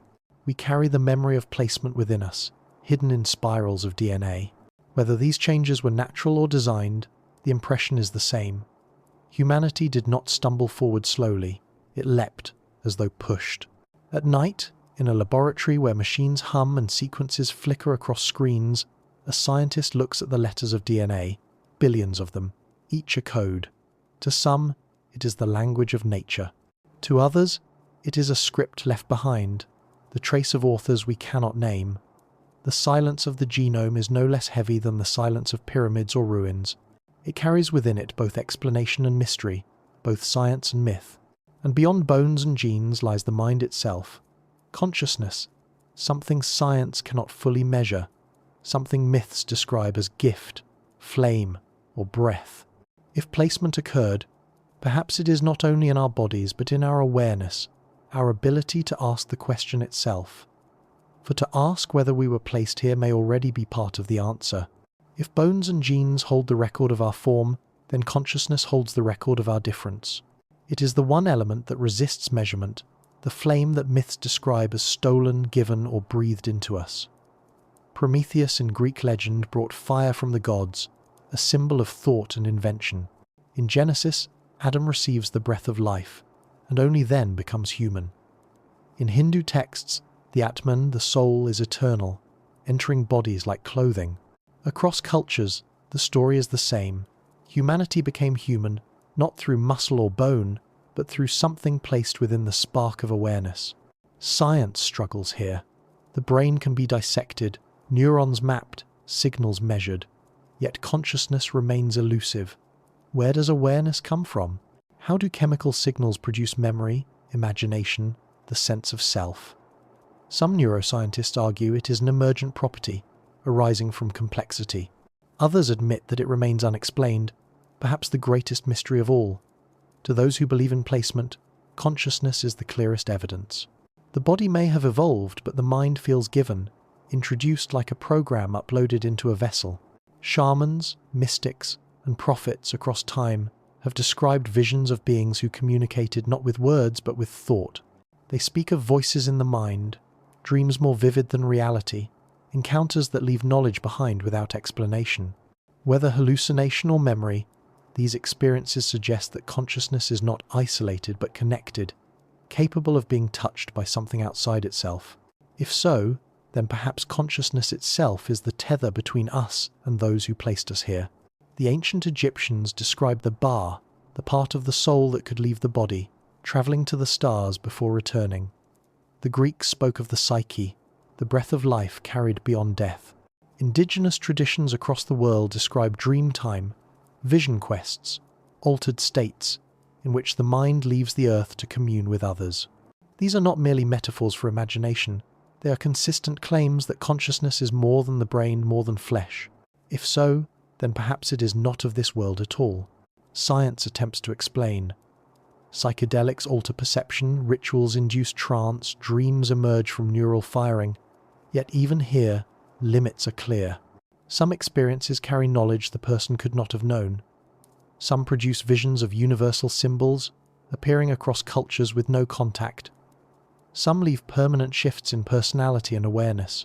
Science observes but cannot close the question. Consciousness remains the riddle at the core. Conspiracies seize upon this gap. They suggest that consciousness was placed, uploaded into humanity like a signal. Some theories claim the brain is not the source of thought but the receiver, a biological antenna tuned to a greater field. If true, then our awareness is not confined to the body but connected to something vast, perhaps even the same presence that placed us here. Dreams, visions, and telepathic encounters become not fantasy but glimpses of the network in which we are embedded. Experiments in physics hint at strange connections. Quantum entanglement shows that particles separated by distance can remain linked, changing together instantly. Some speculate that consciousness itself may operate through such connections, a field not bound by time or space. If so, then awareness could extend beyond the body, beyond the planet, into whatever realm our supposed makers dwell. Science does not confirm this, but the possibility lingers, like a door half open. Myths describe the gift of knowledge as dangerous. Prometheus was punished, Adam and Eve expelled. Shamans warned that visions can harm as well as heal. If consciousness was placed, perhaps it was not intended to be complete. Perhaps it is only a fragment, a partial spark, leaving us aware enough to ask but not enough to answer. This could explain the silence. We sense presence, but we cannot cross the threshold. We are conscious enough to remember, but not to return. At night, when dreams unfold, consciousness shifts into a realm untethered by time and space. People meet the dead, travel to distant places, see symbols they cannot explain. Are dreams simply neural noise, or are they echoes of connection, fragments of communication? Ancient traditions treated dreams as sacred messages, gifts from beyond. Modern science reduces them to psychology, yet their persistence across cultures suggests more. If consciousness is placed, perhaps dreams are the tether, the reminder, the line we still carry to our origin. In a quiet room, a person sits in meditation, eyes closed, breath steady. Minutes stretch, awareness expands. Some describe feeling themselves dissolve, merging with something larger. Some describe light, presence, voices without sound. Science calls it altered brain states. Mystics call it union. If placement occurred, perhaps meditation is not invention but memory, a way of tuning the antenna back toward its source. The spark within us is the deepest evidence. Bones can be explained, genes mapped, but consciousness remains the unanswered question. Whether gift, theft, or accident, it is what makes us human. And if it was placed, then every thought, every dream, every question may be part of the design. The silence of the mind at night is not empty. It hums, like the stones of pyramids, like the winds over ice. In that hum, one senses presence, something watching, something waiting. And as the mind opens, another path appears, leading not only through myth or science, but through power. The way placement may have shaped not only who we are, but who rules among us. Power is as old as humanity itself, yet in its origins we find patterns that echo the same question. Who placed us here, and who rules in their name? Across cultures, rulers were rarely described as merely human. Pharaohs in Egypt were gods in flesh, their authority descending from the stars. In Mesopotamia, kings ruled by mandate of skyborne figures, intermediaries between people and gods. In China, emperors claimed the mandate of heaven, as though legitimacy was not inherited from earth but granted from above. Again and again, authority was justified, not by human will but by placement, as though leaders were chosen on behalf of those who once placed all of us here. Legends of divine kingship repeat globally. In Sumerian texts, the kingship is said to have descended from heaven, not arisen from the people. The first rulers were linked directly to the Anunnaki, beings who walked among men. Their names are carved in lists, reigns lasting not decades but centuries, sometimes millennia. Historians call these exaggerations symbolic numbers to honor ancestors, but to others, They suggest something else: rulers who were not entirely human, or humans granted lifespans by those who shaped them. In the Americas, the Inca claimed descent from Viracocha, the god who rose from the waters. The Maya traced kingship back to sky beings, their rulers depicted in stelae as receiving power directly from gods who descend in radiant forms. In Europe, monarchs insisted their right was divine, their crowns placed by unseen authority. Even in modern times, the language lingers. Leaders sworn in under God, nations guided by providence, power framed not as choice but as destiny. Conspiracy theories suggest that power itself is part of the placement, that rulers across time were chosen, shaped, or guided by the same hidden hand. Bloodlines guarded, genealogies recorded with precision, as though carrying a fragment of something more than human. From pharaohs to emperors to modern dynasties, whispers persist of families who trace back to ancient origins, bloodlines watched and preserved. To skeptics, these are myths of control. To believers, they are evidence of continuity, of placement not only of humanity, but of those who rule it. Secret societies deepen the intrigue. The Freemasons, Rosicrucians, Illuminati, names that carry shadows of ritual, secrecy, and hidden knowledge. Their symbols often return to the same motifs: the eye above the pyramid, the compass and square aligned to stars, the flame of enlightenment granted by hidden teachers. Some argue these are symbolic, tools of fraternity and philosophy. Others suggest they are remnants of ancient contact, societies preserving fragments of knowledge passed down from those who once guided humanity. If so, then power may not only be political but cosmic, placement maintained through hidden hands. Science explains these patterns as cultural invention. Divine kingship reflects human desire for order. Myths of descent legitimize rulers. Secret societies are historical organizations, not cosmic guardians. Yet even science cannot explain why the same motifs repeat across continents. Rulers chosen by heaven, kings as intermediaries, societies guarding star symbols. Coincidence or continuity? The silence of archives holds more suspicion. Governments keep records sealed, archives closed, documents classified for decades or centuries. Some of these pertain to power, to discoveries, to histories, never released. Skeptics argue secrecy is practical. Conspiracy theorists argue it is deliberate concealment, that within those archives lies evidence of placement, of humanity's origin, of rulers guided by forces unseen. If true, then history itself is curated not for knowledge but for control. Legends of Watchers deepen the question. In the Book of Enoch, the Watchers not only descended but guided, judged, and punished. In other cultures, similar figures appear: angels, devas, jinn, shining ones, sometimes benevolent, sometimes cruel, always powerful. They stand apart, observing, shaping, deciding who rules and who falls. Are these myths only reflections of human imagination, or are they distorted memories of those who placed us here and never truly left? At night, in palaces or temples, rulers performed rituals meant to align themselves with the sky. Pharaohs walked corridors of pyramids aligned to Orion, emperors in China built altars to heaven, kings of Europe crowned themselves under celestial symbols. Even today, capitals align monuments to solstices, equinoxes, and star risings. Washington, D.C., Paris, Rome, all carry symbols in their design, echoes of the same language carved into stone. To the casual eye, architecture. To those who look closer, a code, reminders of placement woven into power itself. Perhaps the greatest conspiracy is not that humanity was placed here, but that power has always known, that rulers, dynasties, societies have carried this knowledge in silence, guiding civilizations without revealing the origin. If true, then our history is not ignorance but concealment, our myths not invention but disguise.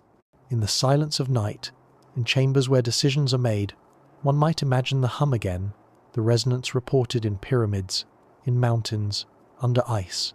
Perhaps it is only the mind listening to its own doubts, or perhaps it is the reminder, the signal, the presence of those who still watch.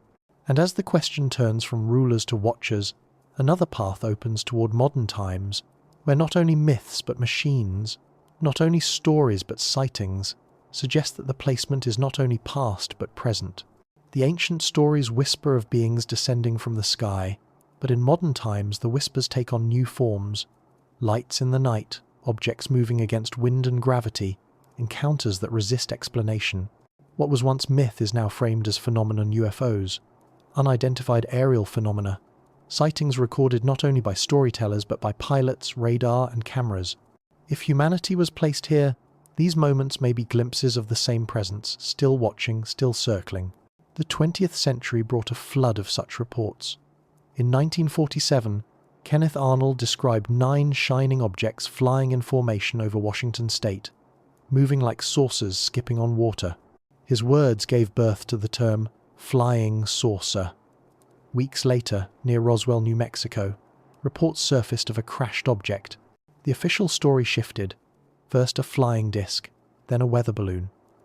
To believers, the contradiction was proof of cover-up. To skeptics, it was misinterpretation amplified by fear. Yet Roswell remained a symbol, the possibility that something had fallen from the sky and that its secret was quickly buried. Military pilots across decades described encounters. In 2004, Navy fighter jets tracked tic-tac-shaped objects off the coast of California, moving with impossible speed, dropping from tens of thousands of feet to near sea level in moments, with no visible means of propulsion. Radar confirmed what eyes saw. Pentagon reports later acknowledged these as unidentified, no explanation satisfied. Were they foreign technology, natural phenomena, or something else entirely? Civilian witnesses too added to the mystery. In 1966, schoolchildren in Melbourne, Australia, claimed they saw a silver object land near their playground. Teachers confirmed they saw something strange, though accounts varied. In Zimbabwe in 1994, dozens of children at a school near Uwa reported seeing a craft and beings who communicated with them telepathically, warning of environmental danger. Psychologists studied the case, noting the consistency of the children's testimony. Skeptics argued imagination, hysteria, or misinterpretation, but to others, it was too coherent, too real. Governments played their role in silence and secrecy. Projects like Blue Book in the United States catalogued thousands of reports, dismissing most as stars, balloons, or illusions. Yet even within these files, a percentage remained unexplained, labelled simply unknown. The Soviet Union, France, and Britain ran similar studies, often quietly, often classifying their results. The question lingers: if there is nothing to hide, why classify at all? Science approaches cautiously. Astronomers argue that most sightings are misidentified planets, meteors, or aircraft. Psychologists describe the power of perception, the mind's tendency to impose patterns. Yet scientists also admit that not all cases fit these explanations. A small remainder objects tracked by multiple instruments, witnessed by trained observers, defy easy dismissal. The possibility remains open, if uncomfortable. Conspiracies grow stronger in the gaps. They claim governments know more, that recovered craft and even beings are hidden in secret facilities. They point to Area 51, long shrouded in secrecy, its projects unseen by the public. They cite whistleblowers who claim fragments of non-human technology exist, studied in silence. Skeptics dismiss these as fabrications. Yet the persistence of these stories suggests a hunger, a suspicion that humanity is being shielded from a truth too disruptive to reveal. The parallels to ancient myths are striking. Beings descending, luminous craft, messages of guidance or warning, once framed as gods, now described as visitors. Once etched in stone, now captured in radar and video. If humanity was placed here, then perhaps these sightings are not random intrusions but periodic returns, reminders that the experiment is ongoing. At night, when strange lights dart across the horizon, witnesses describe silence, no sound of engines, no roar of wings, only movement too smooth, too deliberate, like thought itself made visible. Some describe humming, others a stillness in the air, as if time itself pauses. Whether psychological or physical, the effect is the same: presence. The sense of being observed, not by stars or myths, but by something immediate, near, here. The modern age records what ancient myth only described. Cameras capture, radar confirms, testimonies pile up. And yet, the silence remains: no announcement, no clear contact, only glimpses. Perhaps it is by design. If we were placed here, maybe we are not yet ready to meet those who placed us. Or perhaps the meeting already occurred, hidden in archives, locked in silence. The sky remains heavy with mystery. Pilots still report, cameras still capture, but answers never arrive. It is as though the same story repeats: descent, contact, withdrawal. Myth reborn in modern light, still unresolved. And as the question sharpens, another frontier beckons, not the skies above, but the technologies within our own hands, where whispers claim that knowledge itself may have been guided, placed, or accelerated. The story of placement may not end with ancient myths or modern sightings. It may also run through the tools in our hands, the sudden leaps of technology that seem too swift, too convenient, as though knowledge itself was delivered rather than discovered. For centuries, humanity advanced slowly, stone to bronze, bronze to iron, centuries between changes. Then, in the span of a few generations, came electricity, engines, flight, nuclear power, computers, satellites. Some call it progress, the natural result of accumulated knowledge. Others whisper, was it given? Consider the mid-20th century. In 1945, the first nuclear weapons were detonated fire, brighter than suns, destructive power echoing ancient epics like the Mahabharata. Within decades, rockets carried men to the moon. Circuits once room-sized shrank into chips small enough to fit on a fingertip. Information that once took years to travel crossed the globe in seconds. Some historians attribute this to war, necessity driving invention, but conspiracy theorists see something else. A hand guiding us, placing technology suddenly in our reach. Roswell returns in this narrative. The crash of 1947 is said not only to have produced debris, but to have seeded technology. Stories claim that fiber optics, night vision, and microchips emerged not from laboratories alone, but from recovered fragments studied in silence. Corporations advanced at speeds uncanny for their time. Official histories explain it as human brilliance. But what if it was placement? A continuation of the same pattern that once gave agriculture, calendars, and monuments. Ancient texts, too, seem to hint at technology. Vimanas in Indian epics, described as flying machines with detailed mechanics, sound eerily modern. Weapons that shine with light, that flatten cities, that poison for generations, descriptions that align with nuclear and chemical arms. Skeptics call it poetic exaggeration. Believers call it memory, preserved in myth until the age returned when humans could wield what was once shown to them. Science admits the puzzle of sudden leaps. The discovery of DNA's double helix, the rise of quantum mechanics, the explosion of computing, all clustered in narrow spans of time, often emerging from unexpected insight, sudden vision, almost as if knowledge was placed into human minds fully formed. Some inventors themselves describe it this way. Nikola Tesla claimed his ideas came as visions, whole machines appearing before his eyes. Other scientists speak of dreams delivering solutions they could not reason out. To skeptics, this is subconscious brilliance. To others, it is placement knowledge whispered from elsewhere, given at the moment it was needed. Conspiracies extend further. They suggest that some of our most advanced projects, satellites, particle colliders, even artificial intelligence, are not only human inventions, but continuations of a design handed down. Perhaps we are not creating but remembering, rebuilding what was once shown. Each leap becomes less discovery and more restoration, fragments of a blueprint placed within us long ago. Governments guard their technological secrets as fiercely as their archives. Black projects, classified experiments, budgets hidden from public eyes. Officially, they are for security, for defense. Unofficially, some whisper they involve knowledge not entirely our own. If we were placed here, perhaps those who placed us still monitor what we build, deciding when and how much we are allowed to discover. Some technologies may be suppressed, others accelerated, all part of a design beyond our choosing. Science emphasizes human achievement, the collective work of thousands building upon centuries. Yet even within this view, the suddenness remains.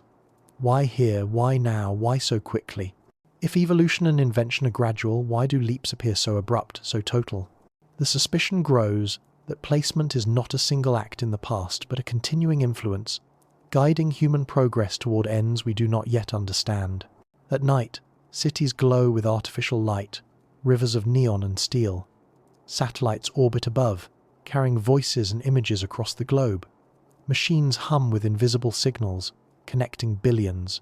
To live now is to exist in a web of technology so vast it feels almost alive. Some marvel at human genius. Others feel unease, as though the tools themselves are watching, the network more than human placed within our hands before we were ready.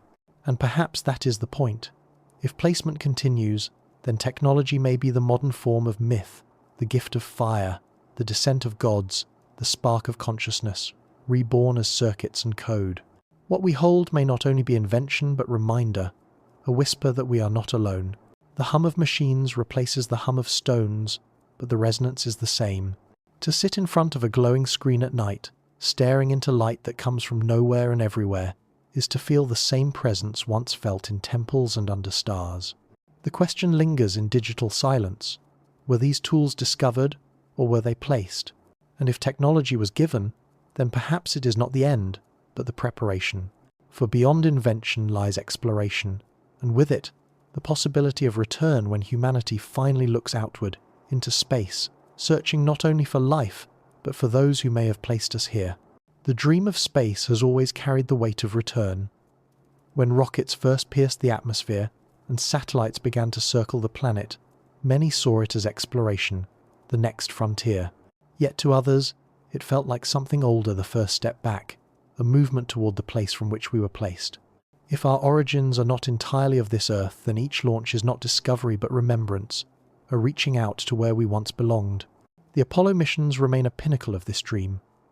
In 1969, when Neil Armstrong stepped onto lunar soil, he spoke of small steps and giant leaps. Yet beneath the triumph lingers unease. Astronauts described eerie silences, sudden radio dropouts, and lights moving across the horizon of the moon. Some accounts, whispered in unofficial interviews, spoke of others watching, of structures glimpsed in craters, of signals never explained. NASA dismissed these as static, shadows, illusions, but conspiracy thinkers see in them the same pattern. The watchers have never left, and our first step outward was not unnoticed. The moon itself carries mysteries. Its size and orbit are unusual, stabilizing Earth's tilt, making life possible. Some scientists call it a coincidence, others a cosmic accident. Yet the moon's composition is so strange that theories of its origin shift constantly. Collision, capture, co-formation, none fully satisfy. Myths describe the moon as a place of gods, a realm of descent and return.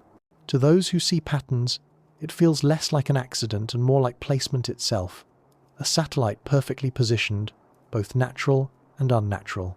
Mars now draws our gaze. Ancient riverbeds, dry seas, and the possibility of past life stir imagination. Photographs of the surface reveal anomalies, formations resembling faces, pyramids, aligned structures. Science calls them pareidolia, the mind imposing order on rock, yet the symmetry haunts. Some whisper that Mars once held life, perhaps even those who placed us here, and that Earth was seeded as their refuge. The red planet becomes not a destination but a memory, a shadow of where we began. Beyond Mars, probes sail outward, carrying human messages into the void. The Voyager Golden Record, etched with sounds and symbols of Earth, travels now beyond the solar system, a bottle cast into an ocean of stars. To some, it is hopeful. To others, it is ironic. If we were placed here, perhaps those who placed us do not need our message, they already know. Perhaps the record is less for them and more for us, a ritual of remembrance disguised as exploration. Science frames space as frontier, the next step in evolution. We search for exoplanets, mapping worlds that may hold oceans, atmospheres, life. Telescopes peer deeper each year, finding thousands of planets where conditions may mirror ours. Yet the silence persists. No signals, no replies, only absence. This paradox life should be everywhere, but we see no trace is one of science's deepest puzzles. For those who believe in placement, the answer is darker. The silence is deliberate. We are not alone, but we are not meant to hear until the time is right. Conspiracy theories weave into space programs. They claim secret missions have already gone further, that lunar bases exist, that contact has occurred and been hidden. Some suggest that the push into space is not human ambition but human obedience, guided by instructions we do not fully understand. If so, then rockets are not exploration but return, steps along a path written long before we walked it. Astronauts themselves add to the mystery. Some describe transformative experiences, seeing Earth from above as a fragile sphere wrapped in darkness. They speak of unity, awe, even presence. Some report lights moving in space, objects accompanying them silently. Official transcripts rarely mention such moments. But in interviews, memoirs, private conversations, the stories emerge. To gaze outward, it seems, is to feel watched in return. At night, telescopes on mountains track the heavens. Dishes turn to the stars, waiting for signals. The search for extraterrestrial intelligence listens endlessly, recording silence. Yet within that silence, brief anomalies occur, signals unexplained, bursts unrepeatable.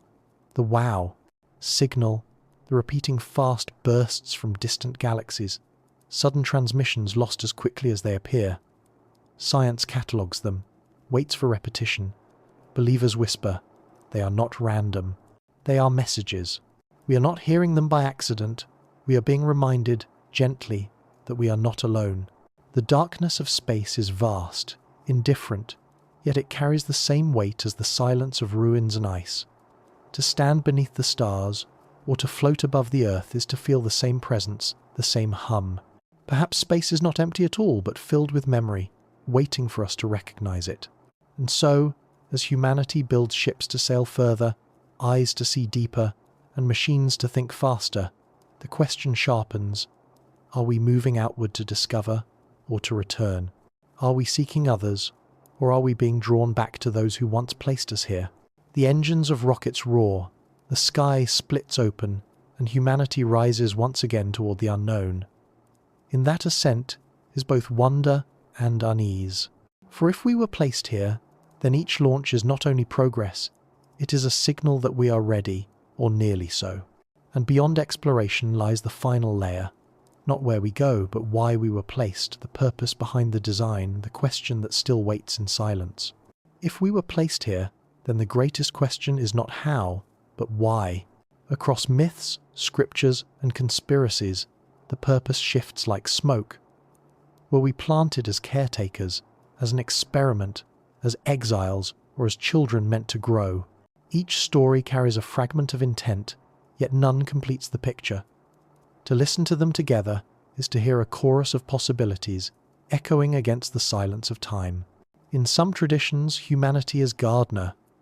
Genesis speaks of Adam placed in a garden to tend it, given dominion over plants and animals. Sumerian texts describe humans created to serve the gods, to work the land and provide offerings. The Inca believed they were chosen by Viracocha to cultivate the earth. These stories align: humanity as caretaker, placed to manage a planet that may not have been ours to begin with. Was Earth itself prepared, seeded with life, then entrusted to us as stewards? If so, have we failed or fulfilled that purpose? Other myths frame humanity as experiment. The Book of Enoch portrays the Watchers testing boundaries, teaching forbidden arts, observing outcomes. The Maya told of multiple creations, beings formed from mud, then wood, then corn, until the gods found a version that endured. Hindu cosmology speaks of cycles of yugas, ages where humanity rises and falls, each reset when the design falters. To see ourselves as experiment is unsettling, yet the sudden leaps in evolution, the abrupt rises and collapses of civilizations, give the idea weight. Were we tested, adjusted, replaced? And if so, is the experiment still ongoing? Exile is another possibility. Plato's tale of Atlantis ends in destruction, survivors scattered across the earth. The Hopi speak of earlier worlds destroyed, humanity guided into new beginnings. Some theories suggest Mars once held life, its seas long vanished, its surface scarred. Could humanity be remnants, placed here after losing another home? If Earth is not origin but refuge, then placement was not gift, but survival, a second chance carved into a new world. There is also the story of children. Many myths describe gods as parents, shaping humanity in their image, teaching them, then withdrawing. Prometheus gave fire to his fragile creations, knowing they would suffer but also grow. The Hebrew god gave commandments, then allowed humanity to choose. In countless myths, the gods depart, leaving humanity alone, as though stepping back to see if the children can walk. If this is the purpose, then perhaps silence itself is the answer we were placed to grow, and we are being watched to see if we will rise or fall. Science rarely speaks of purpose, yet even in biology the idea lingers. DNA looks like code, a language written in 4 letters, instructions too precise to dismiss as accident. Evolution explains survival, but not direction. Consciousness explains awareness, but not meaning. For scientists, purpose is a human invention. But for those who see design, the code feels too deliberate to be meaningless. If we were placed, then purpose is embedded within us, even if we cannot yet read it. Conspiracies take these threads further. They suggest humanity's purpose may not be ours at all, but theirs, that we are resources, workers, energy, even food for those who placed us. Myths of sacrifice, offerings, and obedience echo this possibility. Others suggest we are instruments, seeded here to prepare Earth for eventual return, guardians of a planet meant for someone else. The darker the theory, the heavier the silence, as though we are not free agents but participants in a plan we cannot see. And yet, not all conspiracies are dark. Some propose we are seeds scattered across galaxies, carriers of life meant to flourish, to learn, to become what our makers once were. Earth becomes not prison but nursery, a place of growth. The watchers are not wardens but parents waiting for maturity. If so, then placement is not control but invitation to rise, to remember, to rejoin. At night, standing beneath the stars, the question of purpose feels both urgent and unreachable. The silence is heavy, but within it lies possibility. Are we caretakers, experiment, exiles, or children? Perhaps all at once, perhaps none. The answer is withheld, or perhaps it is already within us, carried in myths, in genes, in dreams.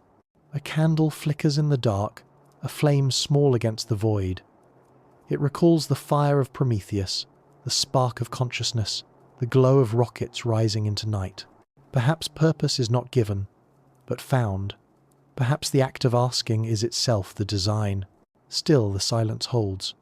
No voice explains, no message descends.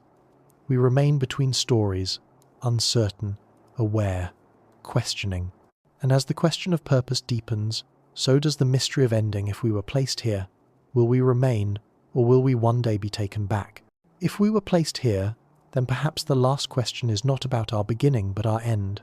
Do we remain until the earth itself fades, or are we meant to be gathered, reclaimed, returned?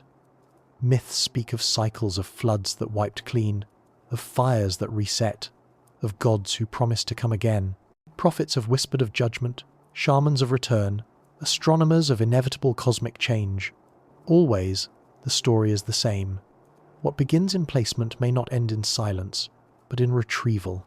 The Hopi tell of previous worlds destroyed, each collapse followed by renewal.